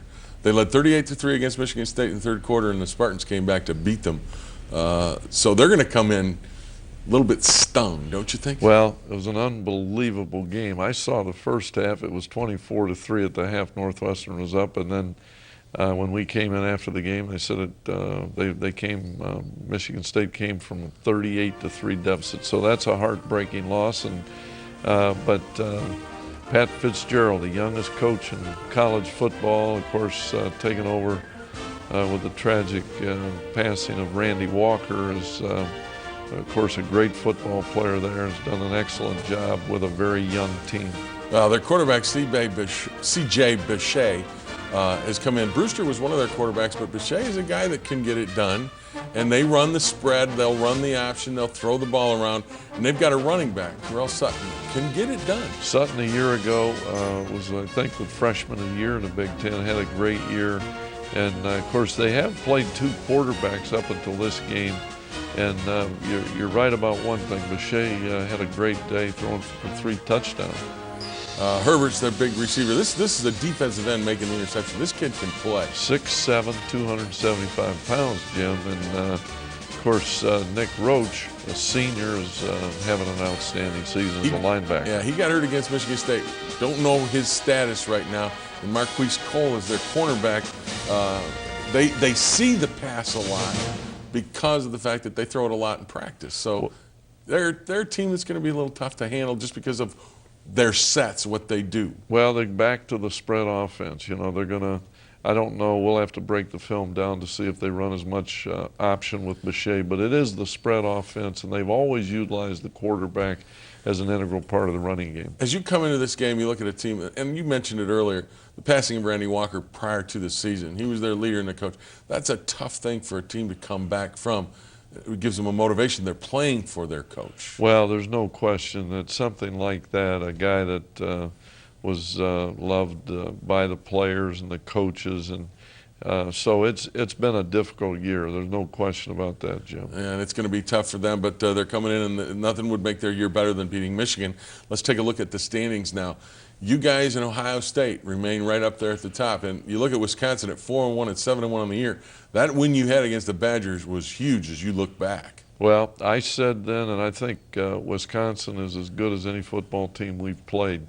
An outstanding defense, and they've had P.J. Hill come through and have an outstanding year as a running back, a big offensive line, good special teams.